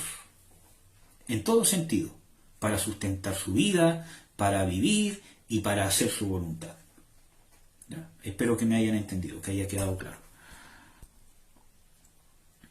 Ya, quedan unos minutitos más. Vamos a ver qué más sigue, a ver si terminamos esto. Bueno, hermano, yo esto sí o sí, quiero dárselos y me voy a tomar el tiempo que sea necesario para dárselos. Si me paso de la hora y media, me paso nomás. Ustedes, si quieren, se desconectan, después lo pueden ver grabado, si es que quieren verlo grabado después. Bueno. Pero esta parte es una de las que más me apasiona. ¿Cuál es la necesidad de su divinidad? Porque ya, hermano, ya, Jesús es Dios. Ya está claro con todos los textos bíblicos que nos dio, con la explicación que más o menos claro, gracias hermano, amén, Dios lo bendiga, todo. Pero, ¿por qué? ¿Por qué Dios se encarnó? ¿Por qué no fue un hombre que él haya preparado desde su nacimiento, ¿cierto? Y que lo haya librado del pecado para que no cayera en tentaciones, ¿cierto? ¿Por qué fue Dios? O ¿por qué no fue un ángel, ¿cierto? Que Dios lo haya enviado, mira a ti ángel, porque eres puro, santo, yo te voy a enviar para que te encarnes en un hombre, ¿cierto? Y todo lo demás. O cualquier otro espíritu de Dios creado por él, ¿cierto? ¿Por qué fue el mismo Dios el que se encarnó y el que tuvo que pagar el sacrificio? ¿Por qué no fue un ser creado? ¿Por qué tenía que ser Dios? Y vamos a intentar responder en parte esta pregunta, porque esto es muy profundo, ¿ya? Pero está revelado en toda la Escritura, de Génesis a Apocalipsis. No hay un solo texto bíblico que diga por esto, ¿ya? Hay que tener una comprensión eterna o generalizada, ¿cierto? O completa de lo que Dios revela en todas sus Escrituras, o en toda la Escritura. Primero, ¿por qué era necesario de que Jesucristo o el Salvador o el Mediador fuese Dios en desuso de su divinidad? Para aplicar todos los frutos de su trabajo cumplido a aquellos que lo recibieran mediante la fe. Les ruego que me disculpen, pero como les dije, estoy acá en la cocina, ¿cierto? Porque estamos haciendo una remodelación en el dormitorio y por eso que escuchan más de cerca a una mascota que tengo acá. Bueno, hermanos, es importante esto, porque era necesario que el mediador fuese 100% Dios. ¿Por qué era necesario que fuese Dios encarnado y no fuese un ángel o cualquier otro ser que se encarnara en un hombre, o simplemente un hombre?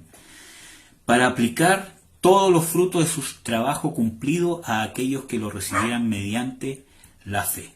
En Isaías 53:11 dice: del trabajo de su alma verá y será saciado, Con su conocimiento justificará mi siervo justo a muchos, y él llevará las iniquidades de ellos. Por lo tanto, aquí está hablando, ¿cierto?, de que mi siervo, porque yo creo que todos saben, ¿cierto?, de que está hablando, ¿cierto?, del Hijo, ¿cierto?, del Mesías, que iba a sacrificarse en Isaías 53. Entonces dice, del trabajo de su alma verá y será saciado. Con su conocimiento justificará a mi siervo muchos, o sea, a muchos, y él llevará las iniquidades de ellos. Está hablando del Hijo, ¿cierto?, que iba a poder ver por medio del trabajo o de este sacrificio, iba a poder justificar a muchos. Acuérdense que en Romanos 5.1 dice, justificados pues por la fe, tenemos paz para con Dios por medio de nuestro Señor Jesucristo. ¿Por qué era necesario que fuese Dios entonces? Primer punto, porque como Dios, Él podía aplicar su trabajo, en el sentido de que si no hubiese sido Dios el que se hubiese encarnado, y voy a intentar explicar esto lo más claro que pueda, si no hubiese sido Dios el que se hubiese encarnado y hubiese llevado esta vida de santidad, venciendo el pecado hasta la muerte, porque dice que obedeció hasta la muerte y muerte de cruz, ¿cierto?, haciendo la voluntad perfecta del Padre, Él, ¿cierto?, si no hubiese sido Dios, sino que hubiese sido un ángel, un espíritu, no hubiese tenido, ¿cierto?, la atribución de poder aplicar a todo, de poder aplicar el fruto de este trabajo o el propósito de todo este sacrificio a todos los que en él creyeren, porque no era Dios para poder aplicar, después de haber hecho todo este trabajo, de poder aplicar esto sobre los que en él creyeren. Amén, hermanos, espero que me hayan entendido. Sé que es un poco difícil de entender. Amén. Punto 2. Soportar la ira de Dios con un propósito redentor. Y esto lo voy a explicar también. En Isaías 53, del 4 al 5 y el versículo 10 dice, ciertamente llevó Él nuestras enfermedades y sufrió nuestros dolores. Obviamente que los sufrió y los llevó como hombre. Y nosotros le tuvimos por azotado, por herido de Dios y abatido. Mas Él fue herido por nuestras rebeliones, molido por nuestros pecados. El castigo de nuestra paz cayó sobre Él. Ahí está hablando de ser herido de Dios. Ahí está hablando del castigo de Dios, de la ira de Dios que cayó sobre Jesucristo. Él recibió el castigo de Dios, la ira de Dios, ¿cierto? El castigo de nuestra paz, o sea que era necesario que Él fuese castigado de esa forma para nuestra paz. Y por su llaga fuimos nosotros curados. Con todo eso Jehová quiso quebrantarlo, sujetándole a padecimiento. Cuando hubiere puesto su vida en expiación por el pecado, verá linaje, vivirá por largos días, y la voluntad de Jehová será prosperada en su mano. Ya, es importante entender esto, porque un hombre encarnado, el hombre, ¿cierto?, tendría que soportar la ira de Dios de una forma eterna. ¿Por qué? Porque ese es el pago del pecado, muerte eterna, castigo eterno. Por eso que está preparado el lago de fuego y azufre. Entonces, pero al ser Dios, soportó la ira de Dios, pero no por un pecado personal. ¿Por qué? Porque era Dios. Miren, en el último punto van a poder entender mucho mejor esto, pero del hecho de ser Dios quien estaba soportando el castigo, quien estaba llevando este castigo o esta ira, del hecho de ser Dios mismo quien estaba haciendo este sacrificio tan grande, o este despojamiento, o esta muestra de amor tan grande, ¿cierto?, es lo que daba la opción de que pudiera soportar la ira de Dios, pero con un propósito de redención, porque era el mismo Dios el que la estaba soportando. No que el Señor Jesucristo la haya soportado, ¿cierto?, con alguna ayuda de su deidad, porque Él la soportó como hombre, sino que por el hecho que era justamente Dios en desuso de su divinidad, es lo que le da un valor de santidad, un valor eterno, un encarecimiento del amor, lo que da la posibilidad de que pudiera haber soportado la ira de Dios, pero con un propósito redentor, porque desde que se hizo hombre fue con un propósito de redención. ¿Ya? ¿Cómo se llama? Espero que me puedan entender. Entonces, ¿por qué era necesario su divinidad? Para aplicar los frutos de su trabajo cumplido a todos los que lo recibieran mediante la fe. Porque si no fuese Dios, Él no podría tener esa capacidad de, después de haber cumplido esto, aplicarlo a los que lo recibieran por fe.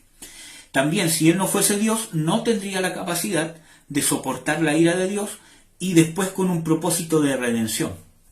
¿Por qué? Porque cualquier otro ser creado merece la ira de Dios y depende del sustentamiento del mismo Dios, ya sean ángeles, principados, potestades, ¿cierto? Dependen, ¿cierto? Y su existencia depende de Dios. Bueno, y este es el más importante para mí. Y esto es lo que le da la esencia. Yo tengo una enseñanza que la titulé La esencia de la cristología, que es una más cortita, ¿cierto? Que habla de, ¿cómo se llama? ¿Qué trascendencia tiene, ¿cierto?, el entender la deidad y la humanidad de Jesús a la vida cristiana en la forma práctica? Pero, ¿cómo se llama? Eso habla mucho justamente de esto. Era necesario que fuese Dios y no un ángel o un espíritu o simplemente un hombre para presentar un sacrificio de absoluto valor. Dice en Primera Timoteo 3:16, y sin contradicción alguna, grande es el misterio de la piedad. Dios ha sido manifestado en carne. Cuando dice que es grande, dice sin contradicción alguna, grande es el misterio de la piedad, está hablando tres cosas: que es grande, que es un misterio, y que es de la piedad o de la misericordia o de esto que les explicaba del encarecimiento del amor. O sea, porque no hay otra esencia de amor o de entrega o de santidad o de dignidad o de... ¿cómo se llama? No sé cómo encontrar otro ¿cómo se llama? Sinónimo, ¿cierto? No hay otra acción tan grande de santidad, tan grande como que el mismo Dios se haya hecho hombre. Entonces dice, grande es el misterio de la piedad. Por lo tanto, que Dios haya sido manifestado en carne, habla de que este sacrificio, de que Dios se manifestó en carne, es lo que le da valor a este sacrificio, porque eso hace que sea grande el misterio de la piedad. Espero que me entiendan. Se los voy a explicar aquí, jóvenes, y que seguramente alguno de ustedes vio este extracto. Pero acá yo puse una escalerita. Si ustedes pueden ver, es una escalera que desciende. ¿Que desciende desde dónde? Desde la eternidad. Ustedes pueden ver ahí arriba, ¿cierto? Voy a usar algunas herramientas de esto para hacerlo más didáctico. Ustedes pueden ver aquí donde yo voy a encerrar que dice eternidad, ahí arriba, ¿cierto? Dice eternidad. Desde la eternidad, desde la esencia de lo más grande que existe, ¿cierto? Perdón. Ahí sí. Desde la esencia más grande que existe, Dios descendió. Ahí está hablando de que cuando fue enviado el Hijo, cuando salió del seno del Padre, está hablando de que se despojó de su deidad, o se anonadó, según Filipenses 2 del 6 al 8. Vamos a explicar por qué esta acción le da un absoluto valor. Porque el descenso del Señor Jesucristo, primero cuando Él salió del seno del Padre, se sometió, ¿cierto?, a estar regido bajo las leyes, ¿cierto?, o tener la misma condición que cualquier otra cosa creada. Y por eso que hay mucha confusión, porque el Señor Jesucristo se despojó de su deidad y se rebajó, ¿cierto?, a tener las mismas condiciones que una criatura creada cualquiera que sea. Por eso que hay muchas sectas que dicen de que Jesucristo fue creado, porque cuando vemos textos bíblicos que aparentemente hablan de que fue creado, decimos, fue creado, entonces ¿cómo puede ser Dios? No, porque está hablando de que cuando se despojó de su deidad, se rebajó al nivel de siervo. Y cuando habla de siervo, en Filipenses 2 del 6 al 8, dice, y no tuvo por usurpación ser igual a Dios, ¿cierto?, sino que tomando forma de siervo, hechos, ahí está, tomando forma de siervo, después baja, ¿cierto? Hecho semejante a los hombres, se hizo obediente hasta la muerte, y no cualquier muerte, sino que baja otra vez y muerte de cruz. Entonces dice, que tomó forma de siervo, tomó, semejanza de hombre, se hizo obediente hasta la muerte, y no cualquier muerte, sino que bajó más aún a una muerte de cruz. Y bajó más aún porque descendió al infierno, que es lo que vamos a ver. Por ejemplo, en Colosenses 1:16 dice, porque en él fueron creadas todas las cosas que están en los cielos y en la tierra, visibles e invisibles, sean tronos, dominios, principados, potestades, todo fue creado por él y para él. Por lo tanto, él no puede ser una creación, sino que él se rebajó a tener la misma condición que una criatura, que algo creado. Vamos a ver en el Salmo 103, 19 al 20, ¿cierto? Habla de que, aquí está la versión, textual, dice, Yahvé afirmó los cielos en su trono y su reino domina sobre todo, bendecid a Jehová vosotros sus ángeles, que son creados, ¿cierto? Poderosos en fortaleza, que ejecutáis su palabra obedeciendo a la voz de su precepto. Bendecid a Yahvé vosotros todos sus ejércitos, ministros suyos que hacéis su voluntad. Bendecid a Yahvé vosotras todas sus obras, en todos los lugares de su señorío, y dice, bendice, oh alma mía, a Yahvé. Entonces habla de que de que todas las cosas que salen mencionadas en este salmo han sido creadas y están al servicio de Dios porque hacen su voluntad, obedecen a la voz de su precepto. Y ahí dice, vosotras todas sus obras. Habla de ministros suyos, de los ángeles, etcétera, etcétera. Por lo tanto, él se rebajó cuando dice de que él tomó forma de siervo, está porque del hecho de despojarse de su deidad, ¿cierto? Tomó la condición de un ser creado, se rebajó a un ser creado, como un ángel, como un principado, como el ángel más grande de todos, pero es un ser creado. Él se rebajó a tener esa misma condición, aunque nunca dejó de ser Dios. ¿Por qué? Porque él se despojó cuando fue enviado por el Padre, cuando, él dice que él salió del seno del Padre, está hablando de eso. Entonces, el primer escalón bajó a ser siervo, o sea, al nivel de una criatura creada, cualquiera que sea. Pero no se quedó ahí, sino que bajó más, tomando forma de semejanza de hombre. Cuando dice, por ejemplo, en el Salmo 8:4-6, dice, digo, ¿qué es el hombre para que te acuerdes de él? El hijo de Adán para que lo consideres. Lo hiciste un poco menor que los ángeles. Lo coronaste de gloria y honra. Por lo tanto, al hacerse hombre ya era menor que cualquier otra cosa creada, como por ejemplo un ángel o un espíritu. Por lo tanto, cuando dice la semejanza del hombre, bajó otro escalón. Después dice obediente hasta la muerte. Dice en Hebreos 5, del 8 al 9, dice, y aunque era hijo, por lo que padeció, aprendió la obediencia, y habiendo sido perfeccionado, vino a ser autor de eterna salvación para todos los que le obedecen. O sea, él, aunque era el Hijo de Dios, que se había despojado de sí mismo, que ya había descendido a ser siervo, y más aún, bajó aún más de ser una criatura creada a una más vil, que es ser a la semejanza de un hombre que era menor que los ángeles. Aparte de eso, aprendió la obediencia. Aprendió la obediencia. En el sentido de que debió obedecer. Cuando habla de aprendió, habla de que experimentó obedecer. ¿Ya? Pese a las circunstancias, pese a que le perjudicara incluso su integridad física, como lo vemos en la cruz. ¿Ya? Y no se quedó solamente con obedecer hasta el punto de morir o de despreciar su vida hasta la muerte, sino que no fue cualquier muerte, sino que fue una muerte de cruz. Acuérdense que la Biblia habla de que, en el Antiguo Testamento habla de que maldito aquel que es colgado en un madero. ¿Ya?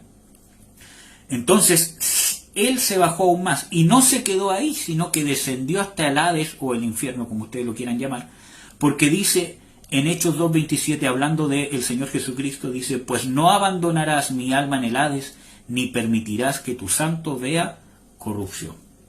Entonces vemos esa escalera que descendió el Señor Jesucristo.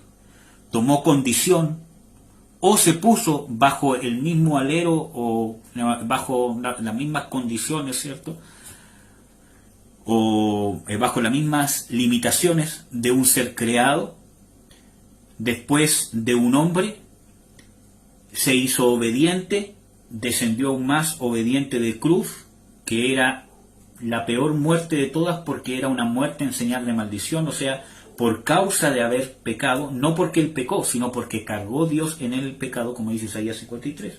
Y no solamente él, sino que descendió al Hades y al infierno, pero la muerte no lo pudo retener porque no tenía derecho legal en él mismo, porque él no pecó. Cuando él descendió al Hades, al infierno, pagó el precio. Y ahí la muerte ya no lo pudo seguir reteniendo por tratar de explicarlo de alguna forma. Ahora es importante. Ahora voy a sacar el lapicito de nuevo. No, ahí sí. Ahora es importante lo siguiente, amados. Espérense. Ahí sí. ¿Por qué yo puse esta flechita verde que está acá? Ustedes ven que la estoy marcando, ¿cierto? Sí. ¿Por qué puse esa flechita verde que está ahí? Quizás no se nota mucho por el fondo verde, pero ¿por qué yo puse esa flecha? Que es desde el descenso del Hades, sube, si ustedes se dan cuenta, hasta donde dice hombre. ¿Ya? Si hubiese sido solamente un hombre, como dicen muchas sectas, ¿cierto?, su valor sería limitado, porque el valor de su sacrificio está desde donde él descendió hasta el punto donde descendió. Si él hubiese sido un hombre, el valor de su sacrificio sería limitado. Quizás sería grande, pero su valor estaría radicado en su condición de hombre a descender hasta el Hades. Por lo tanto, esa sería la magnitud cuantificable, ¿cierto?, de el valor de su sacrificio. Si hubiese sido solamente un ángel o cualquier otro ser creado superior, un espíritu de Dios cualquiera creado por Dios especial para esto, ¿cierto?, su valor también sería limitado, aunque sería superior al de un hombre cualquiera, pero sería limitado. Si es que hubiese sido un ángel o un espíritu, sería un valor limitado, porque aunque fuese un valor superior al de cualquier ser humano, sería limitado, porque estaría limitado desde el punto de donde descendió hasta donde descendió. O sea, aunque descendió hasta lo que más se podía descender, no obstante, si hubiese sido solamente un ángel o un espíritu, su valor o la magnitud de su valor estaría dado desde el punto de donde descendió. ¿Por qué era necesario entonces que el mediador, voy a correr aquí la pantalla, o sea, la camarita, ¿por qué era necesario que el mediador fuese Dios para darle un absoluto valor al sacrificio? ¿En qué sentido?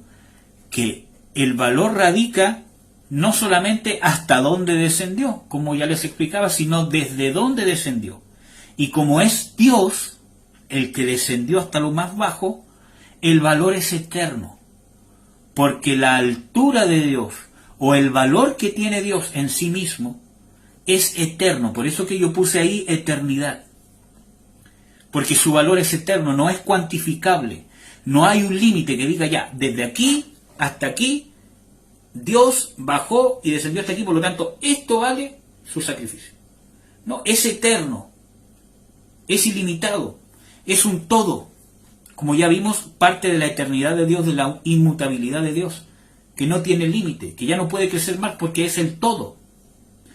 Entonces, eso le da un absoluto valor al sacrificio de Jesucristo. Por eso que era necesario que fuese Dios el que se sacrificara.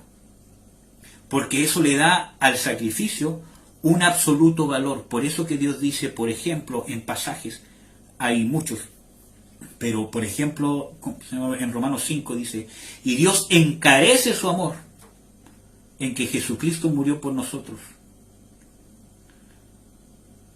Amén. Entonces, por eso que era necesario que fuese Dios quien se encarnara. Y no fuese un ángel, un espíritu, un hombre cualquiera, etcétera, etcétera. Porque el valor no radica solamente en hasta dónde descendí, sino desde dónde descendí. Y Dios descendió desde la eternidad. Eso es lo que hizo Jesucristo por ti. Descendió desde la eternidad. Por eso que su valor no es cuantificable. Su valor es eterno. El valor del sacrificio que hizo. Porque el valor radica desde dónde descendió el Hijo de Dios. Por eso que declarar que Jesucristo no es Dios le quita la esencia a nuestra salvación, y nuestra salvación no tendría fundamento, porque sería quizás un sacrificio con mucho valor, pero no sería el sacrificio mayor de todos. Por lo tanto, no tendría poder para redimirnos eternamente, sino que sería limitado. Pero como el valor es ilimitado, los frutos de esa salvación, de ese sacrificio, son eternos. Por eso dice que nos ha perfeccionado en Cristo por un sacrificio, nos ha hecho perfectos para siempre. Por causa de que el valor del sacrificio es eterno. Por eso que es totalmente indispensable para la doctrina entender que Jesús es Dios. Y cuando habla que Jesús es Dios, es porque es Dios completo, no es Dios un poquito. O casi Dios, o que le falta un gramo de Dios, porque sería un ser quizás muy grande, pero no es Dios, porque Dios es el todo. O es todo o es nada. O es o no es. O es como Dios, o si tiene alguna variación, ya no es Dios, es otra cosa. Porque Dios es el todo, es lo máximo, es lo eterno, es lo ilimitado, es lo incuantificable. En realidad no hay palabras para poder describirlo. Amén, hermanos. Espero que les haya sido de bendición. Queda una segunda parte, que es la humillación de Jesucristo, que comprende su encarnación, su humanidad, el sufrimiento de Salvador, su muerte y su descenso al Hades, ¿cierto? Y su entierro. Así que nos vemos la próxima semana, los días martes a las 20 horas, ¿cierto? Nos vemos con estudios de liberación y guerra espiritual, que el próximo martes vamos a empezar con la segunda parte, que es recibiendo liberación o preparando el camino para recibir liberación. Y el próximo miércoles nos vemos con la continuidad de Cristología. ¿Ya? Vamos a orar antes de terminar, hermanos. Espero que atesoren esto sus espíritus, hermanos, porque esto no se entiende intelectualmente. Si tú estás buscando un estudio para tener más palabrería, ¿cierto? Ay, aquí tengo los textos bíblicos porque quiero... Este estudio no te va a servir. Quizás hay otros que sí, pero este no te va a servir para eso. Este estudio está hecho y está realizado, ¿cierto?, con el propósito y encaminado, ¿cierto?, a que no te llenes tu cabeza con palabras, sino que la palabra se haga vida en ti, tú te puedas enamorar más de Dios, puedas entender, porque mientras yo más entienda lo grande que es el sacrificio de Jesús, voy a entender lo pequeño que soy, ¿cierto?, lo mucho que me amó, y eso va a provocar en mí, o debe provocar en mí, que yo lo ame mucho. Acuérdate que dice que nosotros le amamos a Él porque Él nos amó primero, y también dice, pues, este amó mucho porque sus muchos pecados fueron perdonados. ¿Amén? Vamos a orar.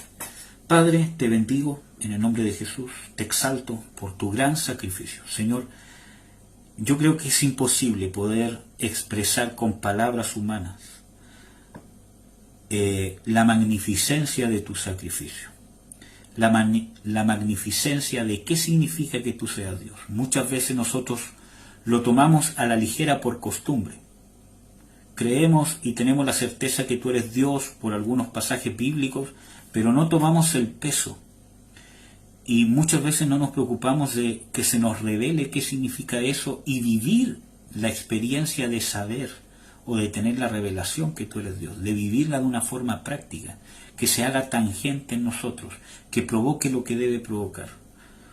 Yo te pido, Padre, que nos perdones, Señor, que recuerdes, Señor, que nuestra mente es limitada y que nos puedas abrir el entendimiento, que nos lleves a tener una fe que acepte tu verdad. Señor, nosotros confesamos, Jesús de Nazaret, que tú eres Dios. Y yo le voy a pedir, hermano o hermana, si es que usted quiere, pueda repetir después de mí, para poder pedirle a Dios y consagrarnos para experimentar esta revelación. Padre, en el nombre de Jesús, yo confieso que tu Hijo Jesucristo, que tú, Señor Jesús, eres Dios encarnado. Yo confieso que tú, Jesús, has venido en carne. Y yo te ruego que abras mi espíritu para poder recibir esta revelación. Quito todo el intelectualismo en el nombre de Jesús de Nazaret. Yo quiero experimentar tu revelación. Quiero entender. Quiero que se haga vida en mí el significado de que tú, siendo Dios, te humillaste por mí hasta el punto que lo hiciste, tomando forma de siervo, hecho semejante a los hombres, haciéndote obediente hasta la muerte, y una muerte de cruz, y aún más, descendiendo al Hades. Dame entendimiento experimental, que se haga rema en mí tu divinidad, el valor de la magnificencia de tu sacrificio. Yo abro mi corazón, abre mi entendimiento, te lo ruego, en el nombre de Jesús. Amén. Ahora yo voy a orar por ustedes. Padre, en el nombre de Jesús, yo bendigo a mis hermanos y hermanas, Señor, que con un corazón sincero te buscan, y yo te pido, Señor, que abra su entendimiento en el nombre de Jesús, y que sus entendimientos, sus sentidos espirituales, que muchas veces están embotados en nuestros sentidos por causa de nuestros pecados o de las contaminaciones del mundo, sean abiertos en el nombre de Jesús. En tu palabra está escrito que tu sangre nos limpia nuestras conciencias de obras muertas para poder servir al Dios vivo. Abre nuestro espíritu, abre nuestra mente para poder entender la magnitud, la magnificencia de tu sacrificio, la magnificencia de tu amor, Señor, y nosotros podamos amarte, Señor, como respuesta, como fruto de entender, experimentar tu mucho amor. Abre el entendimiento, Señor, que no nos conformemos con lo que sabemos hasta ahora, porque tú eres eterno, tu sacrificio vimos que tiene un valor eterno, incuantificable, ilimitado, Señor. Por lo tanto, el conocimiento de tu sacrificio, de tu entrega, de tu amor es ilimitado también, Señor. Que no nos limitemos a lo que creemos saber hasta ahora. Abre el entendimiento, Señor, que se haga vida de resurrección en nosotros. En el nombre de Jesús de Nazaret, cancelo toda obra de Satanás, en el nombre de Jesús. Toda obra herética, toda falsa doctrina que han entrado por nuestros oídos, en el nombre de Jesús de Nazaret. La cancelo, rompo en el nombre de Jesús sus contaminaciones, sus embotamientos. Rompo todos sus argumentos en nuestra mente que impiden creer a lo que dice tu palabra. Rompo las herejías de los testigos de Jehová, de los mormones, de los musulmanes, de los católicos y cualquier otra secta, incluso de los solo Jesús. Rompo todas esas falsas revelaciones, esas herejías, en el nombre de Jesús, que muchas veces nos contaminan nuestros sentidos. Rompo toda su influencia en nuestras vidas, en nuestros corazones, que impiden creer y tener la revelación plena de que tú eres Dios, Señor, y de la magnificencia de tu sacrificio. Abre nuestro entendimiento, abre nuestro corazón, cancelo toda maldición por herejías, en el nombre de Jesús de Nazaret. Amén. Amén, hermanos. Espero que les haya sido de bendición. Como les dije, nos vemos la próxima semana. Y un abrazo a todos. Déjenme sacar esto. Ahora sí. Un abrazo a todos.